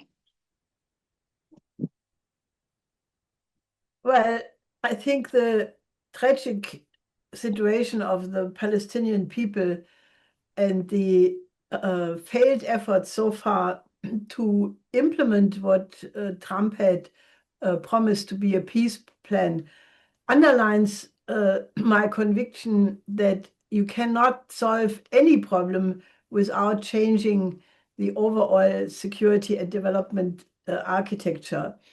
I mean, the failure of the United Nations Security Council, unfortunately also the failure of the UN General Assembly to enact the kinds of measures which would save the Palestinian people, just makes clear we have to move to a new security and development architecture. I can tell you that we just 2 days ago or 3 days ago, as on Thursday last week, we had a very successful meeting in Copenhagen where the Palestinian ambassador Hassassian gave his departing speech to the diplomatic community organized by the Schiller Institute. And we all promised that we will absolutely accelerate our efforts to implement the OASIS plan as the only way how to bring peace to the region through development. But there again, the need to really shift the combination, of countries to each other through, basically by moving the national and regional interest to a higher level of starting with the one humanity first. That goes against MAGA, it goes against Europe first, it goes against any other country first. And we have to move to a situation where we convince people that the new era of civilization has to be humanity first, and that the declaration of national interest must always be in cohesion with that higher one. Now, we have heard from Pope Leo XIV that he invoked in the recent period the ideas of Nicolaus of Cusa, the coincidence of opposites. And, I think that that is a principle which absolutely must be introduced into international politics. And, I'm convinced if we could organize fora around that idea in universities, in think tanks, among other youth groups, that the idea that this is the next chapter of humanity can become an issue of discussion.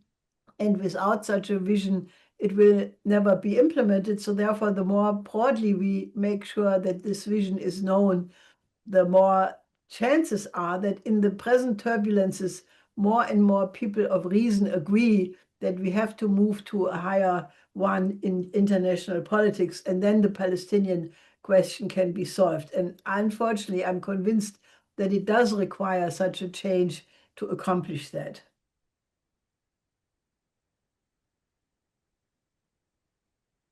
Thank you, Helga. Dr. Pandor, would you like to take the opportunity to respond?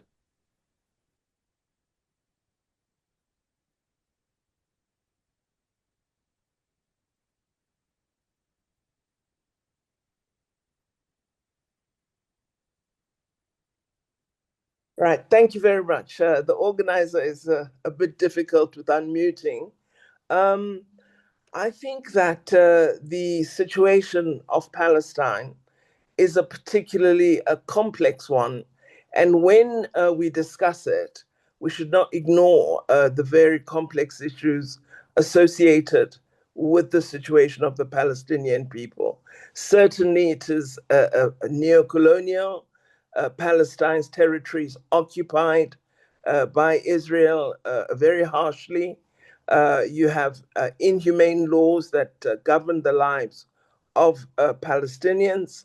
But while I agree that we wish to advance fundamental reform of the United Nations, I'm rather more wary of reconstituting the UN Security Council in exactly the model that we have today, of the ability of a veto by the Permanent Five and an undemocratic role for the General Assembly. I think we need a democratic institution where decision-making is democratized and where you don't have the Permanent Five able to hold the world hostage to their particular interests as the most militarized nations in the world. So fundamental reform means really a significant change to the character of the Security Council, but also ensuring an enforcement capacity within the United Nations so that it is able to add to the role of peacemaking that of enforcement. But finally, the situation of Palestinians is very closely linked to the ideology of Zionism, its racial discrimination, as well as to the Islamophobia that has gripped the world for so many, many decades. And we need to move the world out of these prejudices and create a world in which the human rights of all persons are respected, whether Palestinian, Israeli, or Africans all over the continent. If we focus on human rights, basic freedoms, and justice, we will build a better world. And unfortunately, that focus is missing for Palestinians, and they have suffered the wrath of the world's inability to act on dozens of United Nations resolutions that have affirmed the status of Palestine and the right of Palestinians to their own territory, democratic governance, and basic freedoms. So it's a complex situation, but it is one that the world should not tolerate. What we have seen unfolding in Palestine has been absolutely disgraceful, and it is something that I think we, as the world community, should be deeply ashamed of. So we need to do better. And I think calling for the end of colonial occupation for greater freedoms is absolutely correct, and is something that we must all strive for to ensure that the time does come that the people of Palestine and all others who are oppressed enjoy full freedoms. I think we often forget that there are island states in different parts of the world, particularly in the Americas, that continue to be administered by the former colonial power. This should change in the 21st century.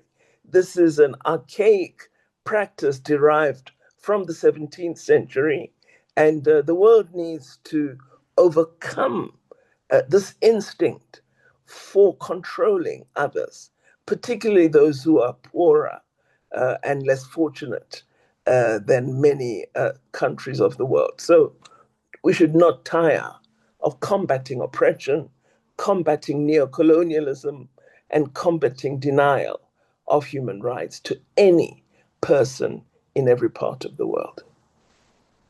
Thank you, Dr. Pandor. Thank you, Dr. LaRouche. I really appreciate it. And I was hoping that you would not dance around the margins of the rhetoric that usually has put youth off politics and mainstream media, and bring us back into the fold by being candid and honest with your answers. Thank you. Thank you very much. I'm in the unfortunate position as moderator of realizing that we have many different people who would like to make comments. I expect we're not going to reach everyone. And so therefore, I'm going to take 2 questions at a time and make sure that let me also make one brief comment, which is that we do have Ambassador Pereira with us of the Republic of Senegal. And since we're in this meeting format, it may not be obvious to you that he is participating, but he is here and able to respond, as well as Jacques Cheminade, alongside Dr. Pandor and Helga. And Dr. Pandor, we've given you the ability to mute and unmute yourself so that won't happen again. So that's available to you. Okay, so therefore, I'd like to take two questions at a time. And I'm going to go first to Mustafa in Gambia, and then to Tseyanya in Nigeria. And on the second round, we're going to hear from people in Kampala, Uganda, as well as from Kanto, who is joining us from Madagascar. So those are going to be 2 rounds of questions, 2 each. Please go ahead, Mustafa. Good day, everyone. Yes. We're having a bit of connectivity difficulty. Please try speaking, and we'll see if we can hear you. Hear me? Yes, go ahead. Okay, this is Mustafa from Nigeria, not Gambia. I'm from Nigeria. Oh, pardon me. I'm sorry. I mistook you for a different Mustafa. Welcome. Go right ahead, sir. That's fine. That's fine. So, like I said, Mustafa is my name, and I'm from Nigeria. It's not exactly a comment, but rather a question. You know, looking at the current situations around the world, particularly Russia and Ukraine. Walking through all the challenges, the interests, the anticipation, and all of that. You know, I can understand that the Russia as a country, wants to expand in its acquisitions of Ukraine. The Ukraine, on the other hand, wants a security that is guaranteed. The European nation wants a stop to Russia escalations, and so also America with its interest. Now, putting all of these together, and the mission of LaRouche, the Schiller Institute. Now, I would like to know how exactly would the Britain Wood style be better implemented to solve all of these challenges, ranging from developmental solutions, creating peace, and above everything, appreciating, recognizing the cultural diverse around the globe. How would it, without necessarily putting more stress on dependency?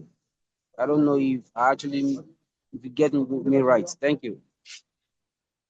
Thank you very much for your comment and question. Sayanya, you're welcome to take the floor. Welcome. Thank you so much. Thank you so much. Greetings to everyone. This is Sayanya, the acting president of State 5 Africa and the executive member of the Global African Congress. Before I ask my question, I want to speak a little bit to the conference, and my advice will not go without acknowledging and appreciating the ideals and the standards that have been set by the Schiller Institute and the indefatigable leadership of Helga Zepp-LaRouche, which I really appreciate. If I could add something to what I have learned from all speakers so far, I will make a call to the youth to actually continue to mobilize and educate their peers from what they are going to learn from this conference of today. Because without mobilization and education, we will not, as youth, be the creators of the new reality of the future of the world. And so therefore, it's an appeal to the youth that we must, across the globe, from Africa, North, East, and South, and the entire globe, work together to realize this ideal and these ideal ideas that the Schiller Institute has been propagating and promoting for decades. Now, my question goes to panelists. This is with regards to the fact that I know that we already have the problems. We already have identified the root cause of all the problems that the world is facing. What with your advice on the actions that the youth must take to bring about reform, because without action, we're not going anywhere. Bring about real reforms in the institutions that are governing the world, beginning with the United Nations, all the other institutions, the military industrial complex. How can we stop the manufacturing of weaponry and the distribution of such, which is causing the wars? And how can we stop capitalism. I have always said that Africa has a philosophy of Ubuntu, that we are striving, first of all, to unite ourselves and bring this philosophy to the limelight and promote it across the globe, so that love must be able to lead us and lead the policies that make for a humane community, a humane global community that strengthens ties and collaborations and not war. Thank you so much. Thank you both. And now I'd like to give Jacques Cheminade and Ambassador Pereira a chance to respond. Ambassador, I see that your hand is up. If you'd like to speak, you're welcome to.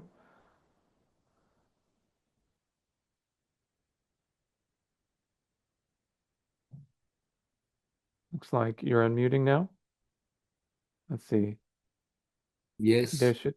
There we are, sir. Go ahead, vous le please. permettez. Welcome. Je peux y aller? You need to make sure that you're in the Oui, je right parlerai channel. après. If you join, Ambassador, if you join the Il y a quelqu'un qui parle, French, est-ce que je peux y aller? maybe someone could explain it in French. Est-ce que je peux commencer à parler? Oui, vous pouvez y aller, il le dit. Ah, excusez-moi, je suis dans le canal français. Yes. Vous voulez, Yes. je peux parler dans le canal anglais si vous le voulez, les gens vont traduire. Voilà. Thank you. Voulez-vous que je parle en anglais ou en français?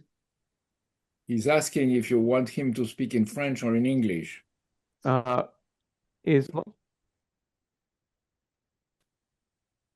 I will try in English. French is better for me, but anyway, I will try in English. Thank you. Merci beaucoup. Alors, la question qui a été posée concernant l'engagement des jeunes dans la politique est un vieux problème de stratégie. Do you hear me? Je peux continuer? Yes, go on. Je disais que c'est un vieux problème de stratégie. I would say that it's an old problem of strategy. The Mise en question place of par l'Occident. geopolitics Mise en place par l'Occident. settled by Western countries. Parce que lorsqu'ils ont senti qu'ils devaient quitter l'Afrique dans tous les cas, Because when they felt that they had to leave Africa in all the cases, ils avaient trois problèmes. they had three problems. D'abord, la politique. First, the politics. Car ils ont toujours mis en place, ils sont toujours Because engagés en disant que they always committed themselves to que ceux qui faisaient la politique faisaient des péchés. Et ils le disaient dans les églises. They're always saying, the Western countries saying that the people who were in politics was committing sins. And they were telling this on the church. And they were telling this, they're trying to convince, anyway, Catholics not to engage in politics because for them, they are committing sins.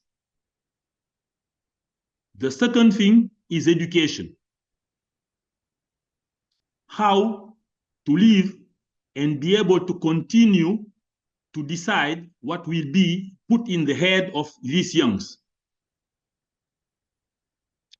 And this is the problem we have now. We try more and more here in Senegal to convince our priests and bishops in all their address to ask youngs to go back to politics because they are put in their head not to do it.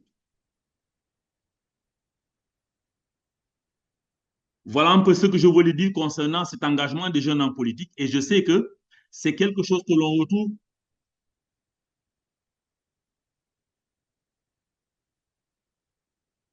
Et je sais que c'est le même cas dans beaucoup de pays africains.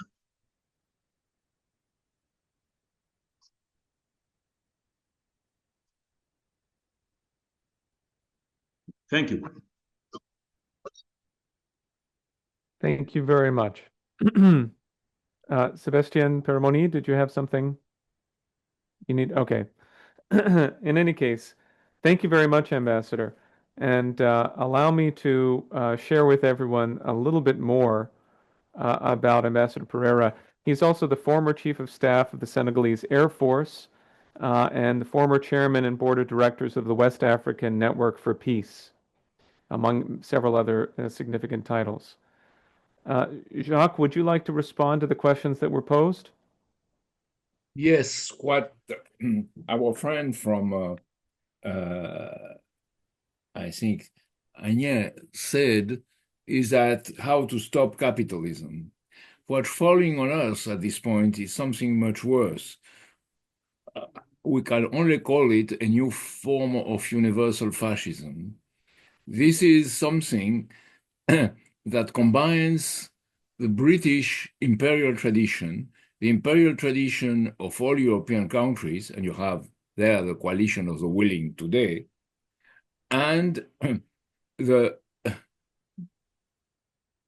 basis of protection under the American Pentagon. They try to control the Pentagon. So what? With this new digital economy, artificial intelligence, and all the means which would be very useful for a peace economy to be twisted into a war economy. So you have this war economy, and for that kind of war economy, Africa is only conceived as a land of looting. And Europe is considered as something which is composed of leaders which are insane. So what has to be expected from the African side, from the African youth, is exactly what we try to organize, is something which is in the direction of all the best in every country and in every portion of the world. And this is what we should share. And this inspires people to go beyond their immediate feelings or immediate thinking, which is to stay immediate and immediately manipulated by our enemies. Our enemies, the British, in the British tradition, and also the tradition of other colonial countries in Europe, is to divide and rule, which is to bring certain people against others, and whatever the situation, what they want is a world of permanent, or what they call now in NATO, imminent war, a mosaic of wars throughout the world. And you have the horrible massacres in Sudan, the horrible massacres in Kivu, the Kivu region, you have all that spreading. So you can't stop that, as Helga said, without seeing that from the top down, fighting for a global architecture, a world architecture, the benefit of all, based on common security and shared development. So that should be given to all universities, to all youth in the whole world, to create that unity in a sense that it will spread over the borders, but at the same time defend the nations. So it's a common, as the Chinese would say, is a common shared treasury of humanity that we should share, each from the standpoint of our own countries. And then you get interested, you get curious to know what the others have done. And this curiosity and this capacity to be perseverant about this curiosity for the good of human beings, is what will create this community of the youth. And then on the basis of that, you act. And you act without spreading your head against the wall, but thinking of how you can be in the way you organize your actions. You can learn from Sun Tzu, you can learn from Machiavelli, or you can learn all the thinkers who have thought how, if you are weak, we can make of this weakness a strength. So that's a combination of things that would create in each of our countries an attraction for what humanity is now perceiving as the end of a system, and it's perceived, I think, in the whole world, but they see that they think that there is no other system conceivable And we are giving that not as a system, but as an inspiration of everything that was done in the past for the best, and bringing that into the future and organizing, as I said, a former head of the Senegalese Air Force said, organized for a community of principle in all nations. And I think that basis in all universities, in all places where think tanks and so on, that we organize with the International Peace Coalition, that Helga organized with the Schiller Institute, is not in contradiction with organizing political forces inside the countries, but has been subsumed by a general commitment of all the citizens of the world. Thank you, Jacques. We're coming towards the end of the panel, if you can believe it. We have not very much time. Let me first of all remind people that we will start the second panel in just under an hour and a half from now. And that panel will include quite a lot of short video statements from young people across the world. So please make sure that you join us for that panel as well. I'll return to that in a moment. Here's the plan for the remainder of our session for this session. I'm going to go to questions taken two at a time from Kanto in Madagascar and from our friends in Kampala. And then we'll hear from our panelists in response. And after that, I will play some greetings, some videos that we have which are brief from participants, which I want to make sure we get into there. And we'll hear from one of those people, and then we'll conclude. So please stick with us, and if you would, please keep your remarks brief so that we can get to everyone. Okay, I'm going to give you the floor, Kanto, and pardon me, Razafima Dimbi. Can you speak now? Yes, and well done for pronouncing my surname. Hi, everyone. I'm Kantu from Madagascar. I'm the co-chair of the Youth Caucus of the African Women Leaders Network. It's really an honor to be here.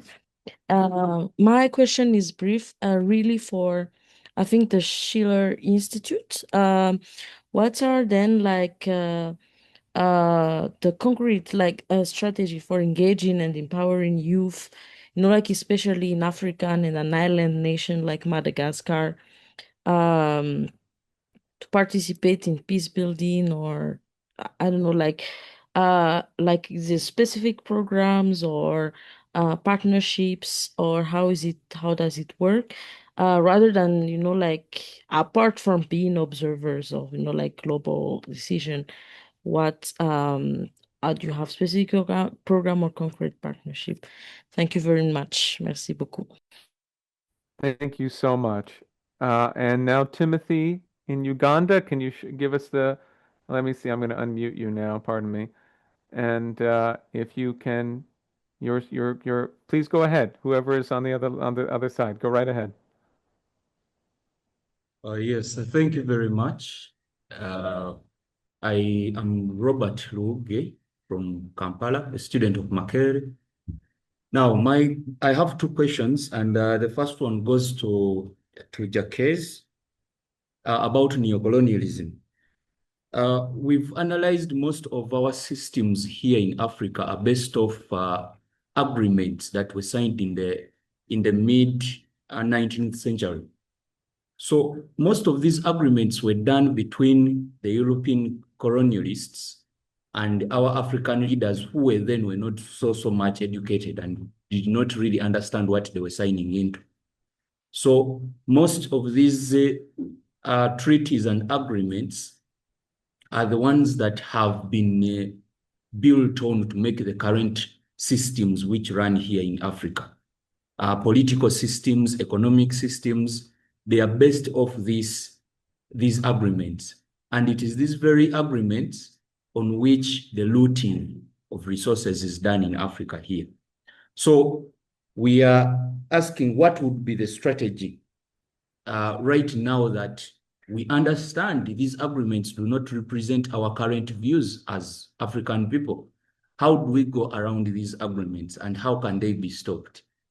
And then The second question is a mindset question. Now, Africans, right now, we have based off our establishments, political systems, agriculture systems, based on technologies of other countries, of the West, of the Europeans. So we are basing off those technologies, we are basing off those establishments. So how do we make Africans understand that they are supposed to build their own systems if they are to overcome this neocolonialism? They are supposed to build their own partnerships, their own education systems. So how do we work around that mindset that we have to go raw, just like the Chinese did, to build everything from ground up? Yeah, those are my two questions, and thank you very much. Thank you, Robert, and thank you, everyone. Please go ahead, Helga, and I hope Dr. Pandor can join us in response as well. Well, the answer to the first question of the woman from Madagascar, and also the answer to the second question, well, we have worked on this problem since over half a century. As a matter of fact, my late husband, LaRouche, already, in the beginning of the 50s, recognized the absolute inherent injustice of the present system, and not only the injustice, but the wrong axiomatic basis on which everything was built. He rejected the information theory and basically theories of the statistical method of economics. And for the remaining 5 decades, we have worked out very concrete countermeasures, which I try to summarize in my 10 principles as basically a encouragement to think how to think about the new security and development architecture. And I would invite you that we, engage in a very active dialogue, because, you do not have to invent the wheel, because, the theoretical basis of how to get to the new world economic order is all there. So I would suggest that we set up after this conference, maybe a concrete study group to start as soon as possible, where we would present those issues like what is the basis for a new credit system, how should the physical economy work. The entire writings of LaRouche is more than 100 books when we have published the final library. So I can promise you it will not require for you to read all of these 100 books, but we can actually engage in a crash course, because everybody has to learn how to run the economy. Each of you should have the ambition that you should qualify to be the next president of your country, or to be the next economic minister, cultural minister, because it is that kind of new leadership for the African continent, but also for other parts of the world, which needs to fill the gap. Now, the last speaker mentioned the example of China. China, in 40 years, has developed from a completely underdeveloped country, which was on the level of where Sudan is today. People were living off non-mechanical agriculture, 1 goat per family. I mean, it was just naturally a communist system, so they had not one family. But the level of living standard you find in Sudan today was prevalent in China. And they have managed to catapult that country with an economic method. And I think that method everybody can study. It is absolutely intelligible. It has proven to work, because China today is the most developed economy of the world.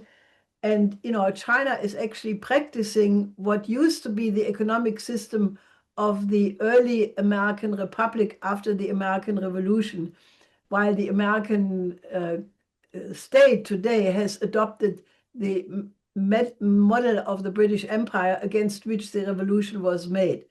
So these are all things which are relatively easy to learn. And I think what we need to do is we have to have a network of youth study groups in all countries participating. And that way, we can have a very active intervention force, because I think, there is right now a unique opportunity, a vacuum where, it will become increasingly apparent that, the old order is collapsing and that we need a new system, basically development of all. And you have to study not only economics, you have to also study philosophical conceptions. Like I mentioned already, Nicolaus of Cues, who had the idea that peace in the macrocosmos is only possible if all microcosms develop. You can also replace the word microcosm with nation, and that each nation has to take it at its self-interest to develop the other one in the best possible way, and vice versa. And through such a system of harmonious development of all, where you have a division of labor among nations, where each nation is doing exactly what they are best suited for in terms of their population size, their location, their climate, their particular tradition, so that we can develop humanity as one, whereby there is a complete equality of all, independent if they are small or big. And I think that is absolutely feasible, because we are human beings. We are not animals, and even animals would not do what some of the evil people who have decided to be evil are doing today. So I would suggest that we engage in a very concrete plan of action following this conference to accomplish this. Thank you, Helga. Dr. Pandor, would you like to speak? Yes, I would. I very strongly support Dr. Zepp's remarks. I wanted to add that with respect to old colonial agreements, democratic new parliaments of independent Africa have the power to change those agreements. Part of the problem is that some of our leaders in Africa become collaborators with the former colonial powers, and rather than advance the interests of the countries that they govern, they advance the interests of the former colonial power or of capital or the private sector. So we need a mindset shift in our leaders and in our parliaments to embrace democracy and the opportunities offered by freedom to create a new system. You see this compromised collaboration when we deal with critical minerals, of which there's an abundance in Africa. And many of the leaders that are signing new contracts on exploration of critical minerals are not signing agreements that include industrial capacity and productive capacity in Africa, value addition in Africa. So we need to change the attitude, change our relationship with partners all across the world, with the West and the East. I also think that in order to succeed, we need African governments and political organizations that adopt values and principles which support democracy and advance it, values that commit to public service, and values which effectively reject and combat corruption.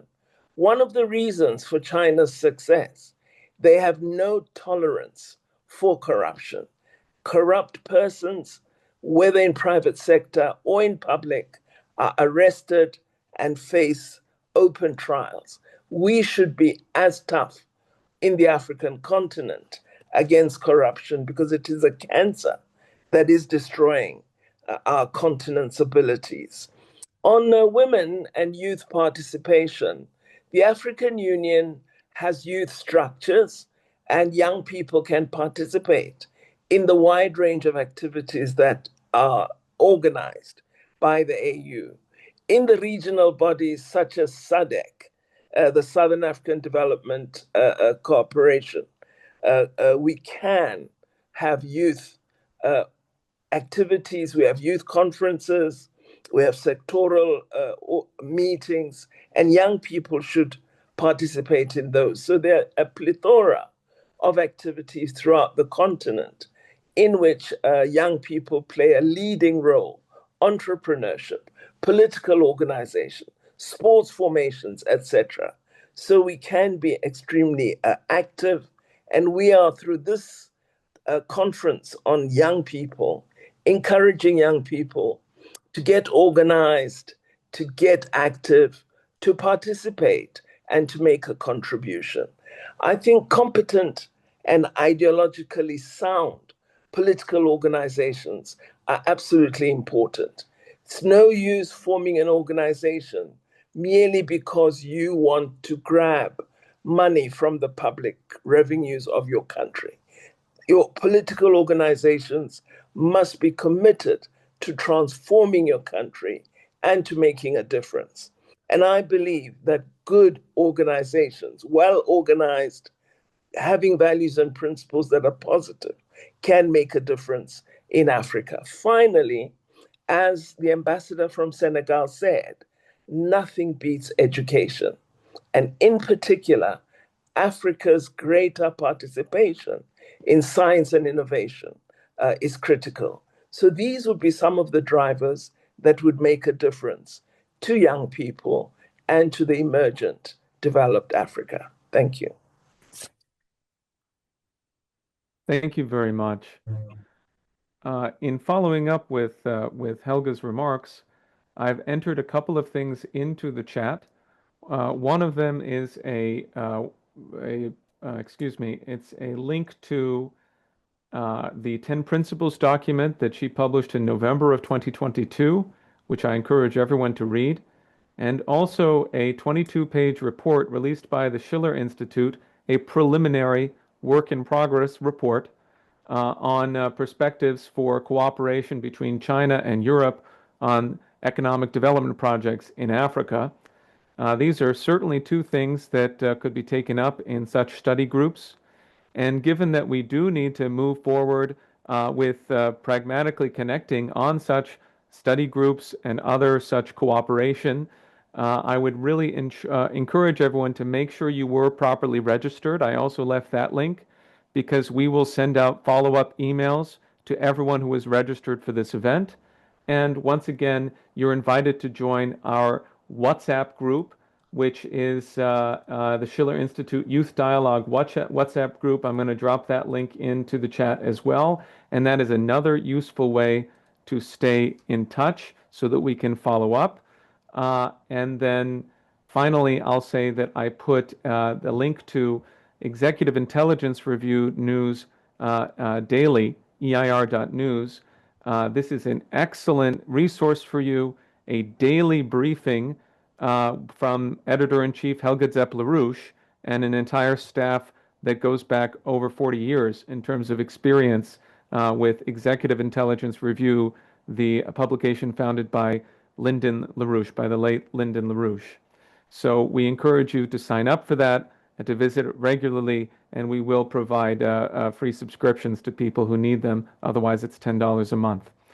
Okay, so with that in mind, I am going to extend our time by about 10 minutes, if everyone will accept that.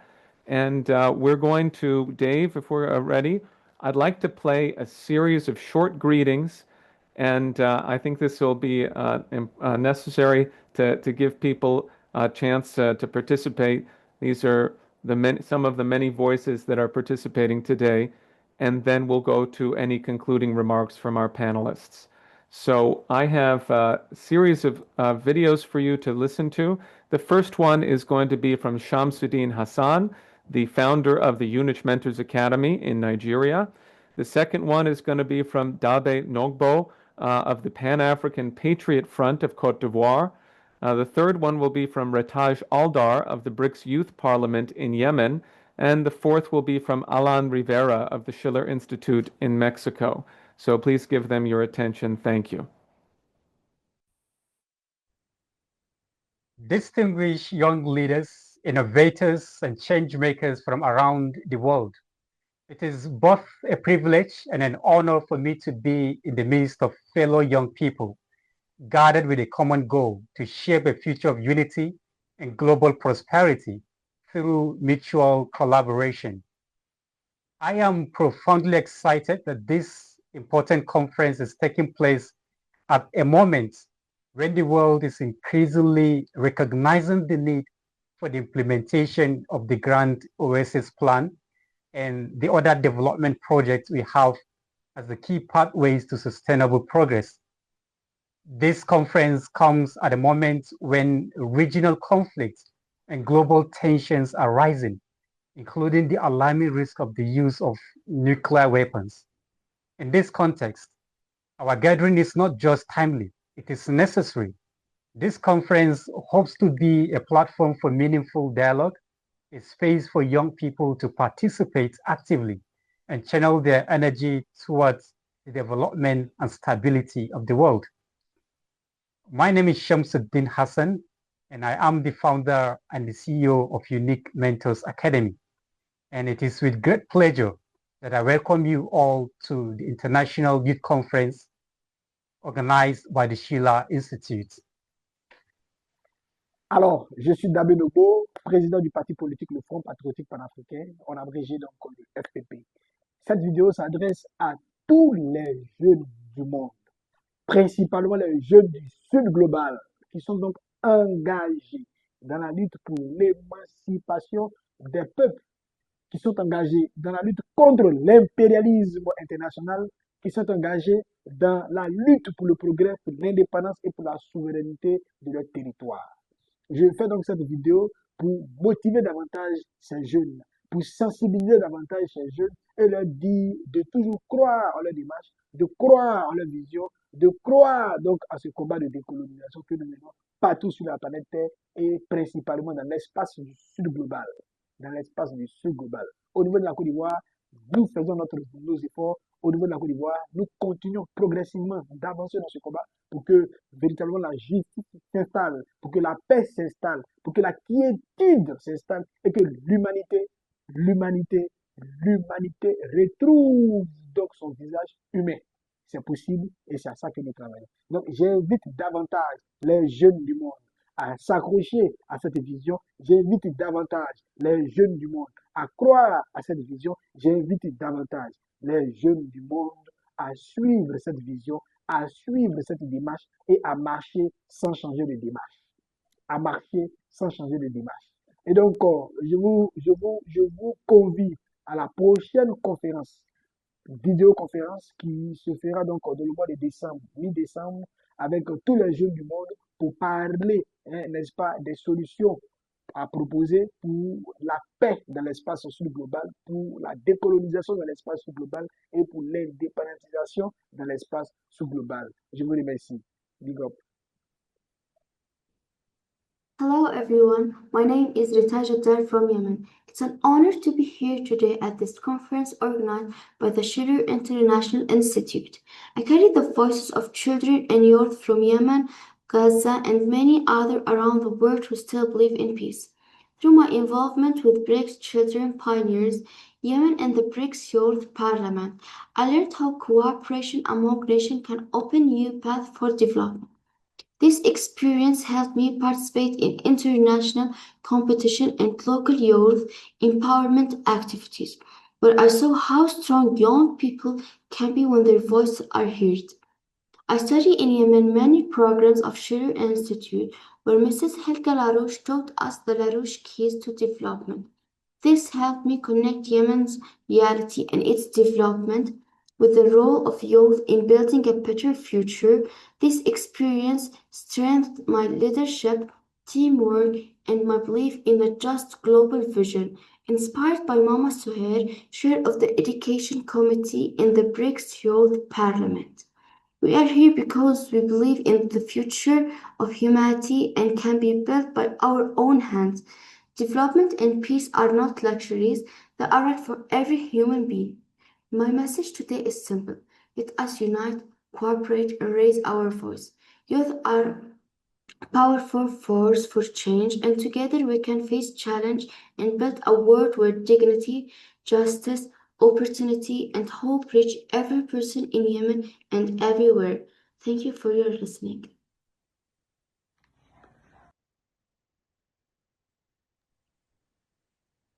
Hello.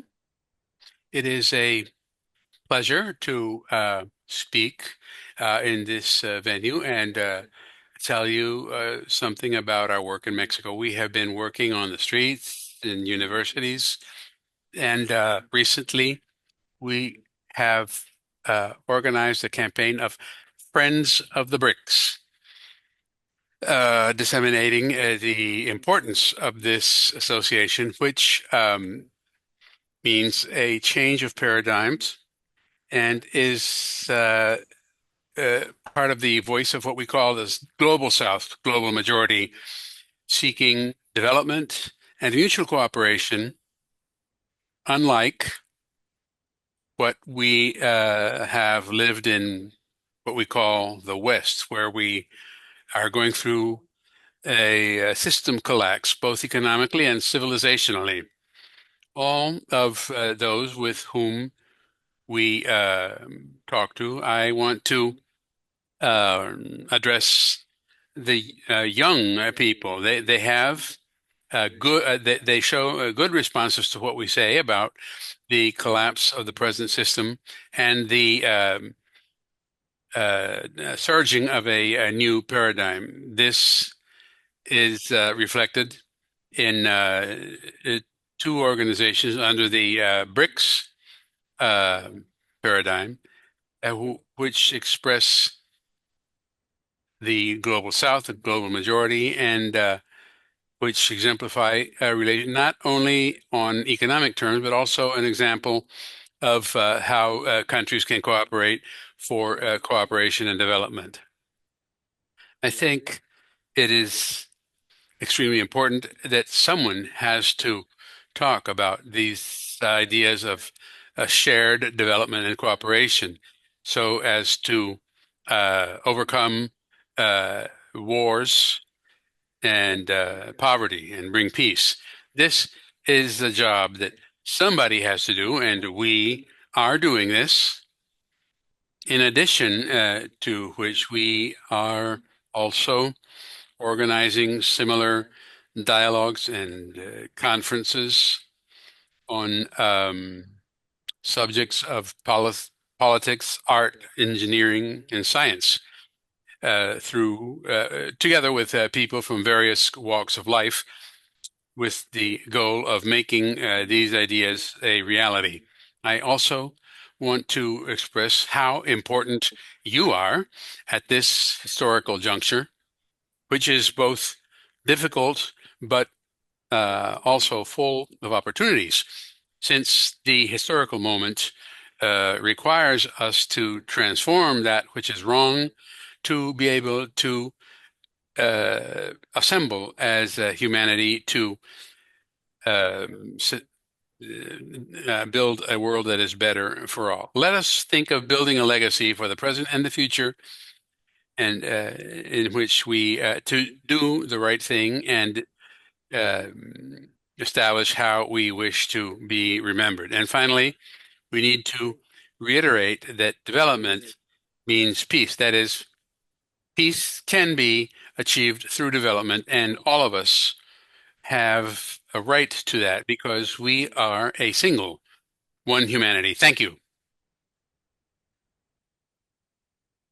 Thank you to everyone who contributed those videos. And allow me briefly, Dabe Nogbo, please pardon, I really wanted to bring you on at this point, but we're just at the end of this.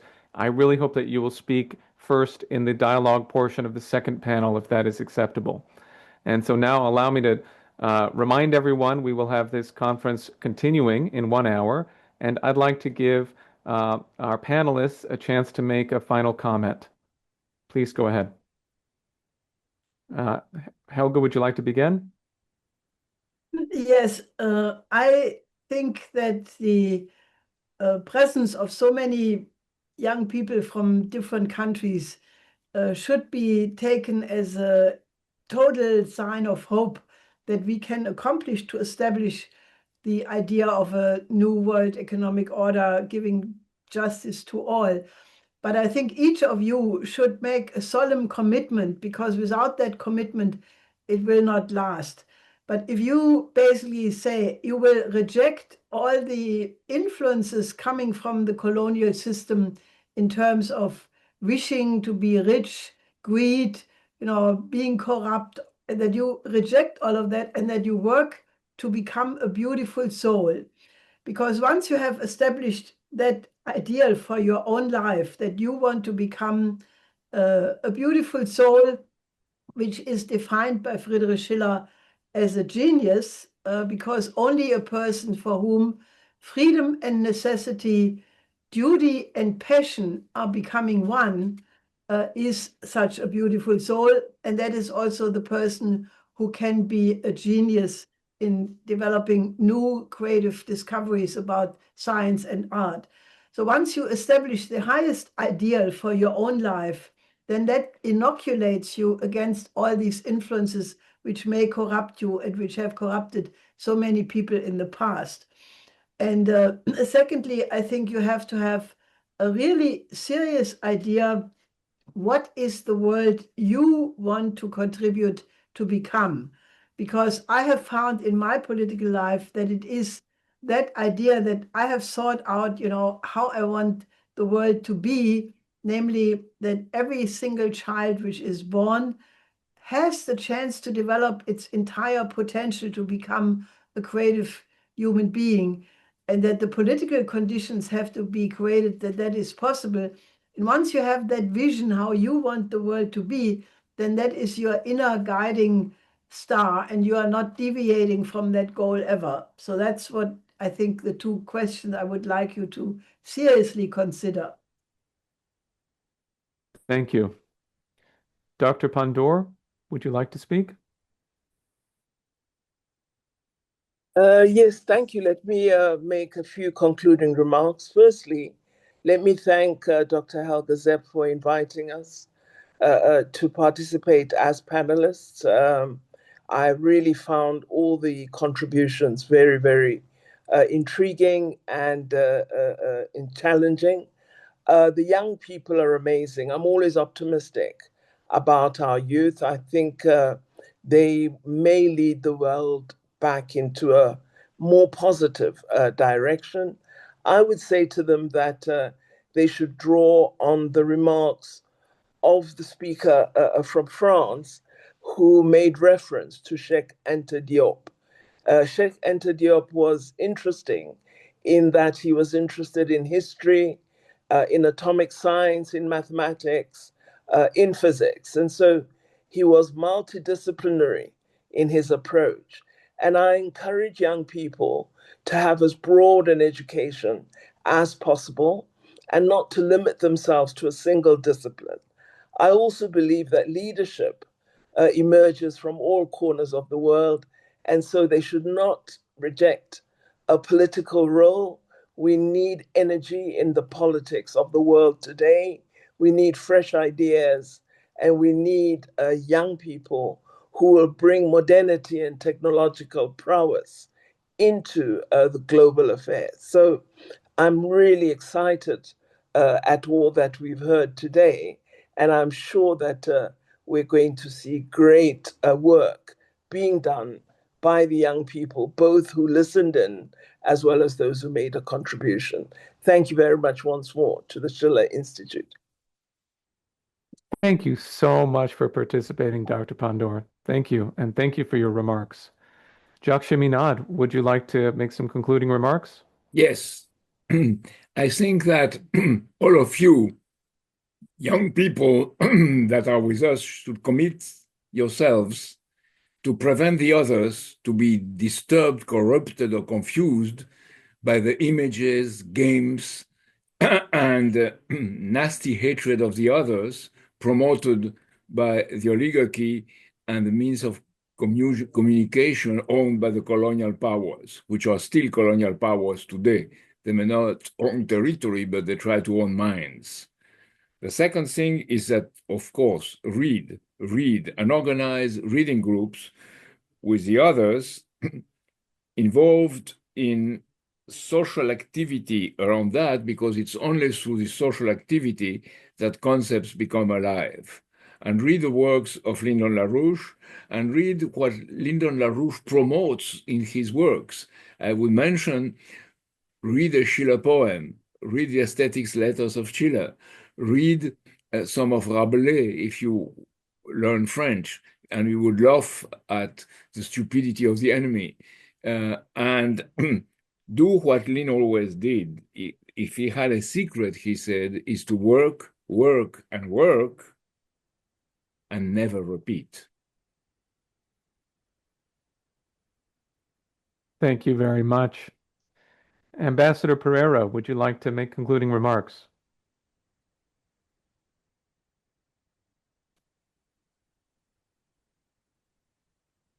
Is that working now? Let's see. Yes, Here we are.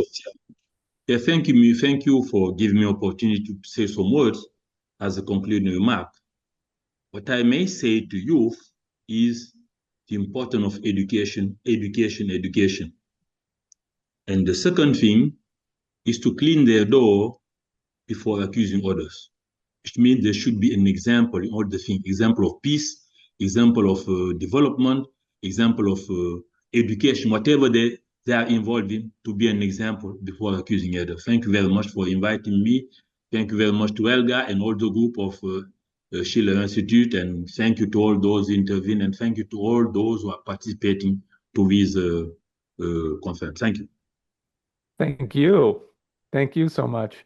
Everyone, this is the conclusion of panel 1 of the Schiller Institute International Youth Online Conference, Young People of the World Unite.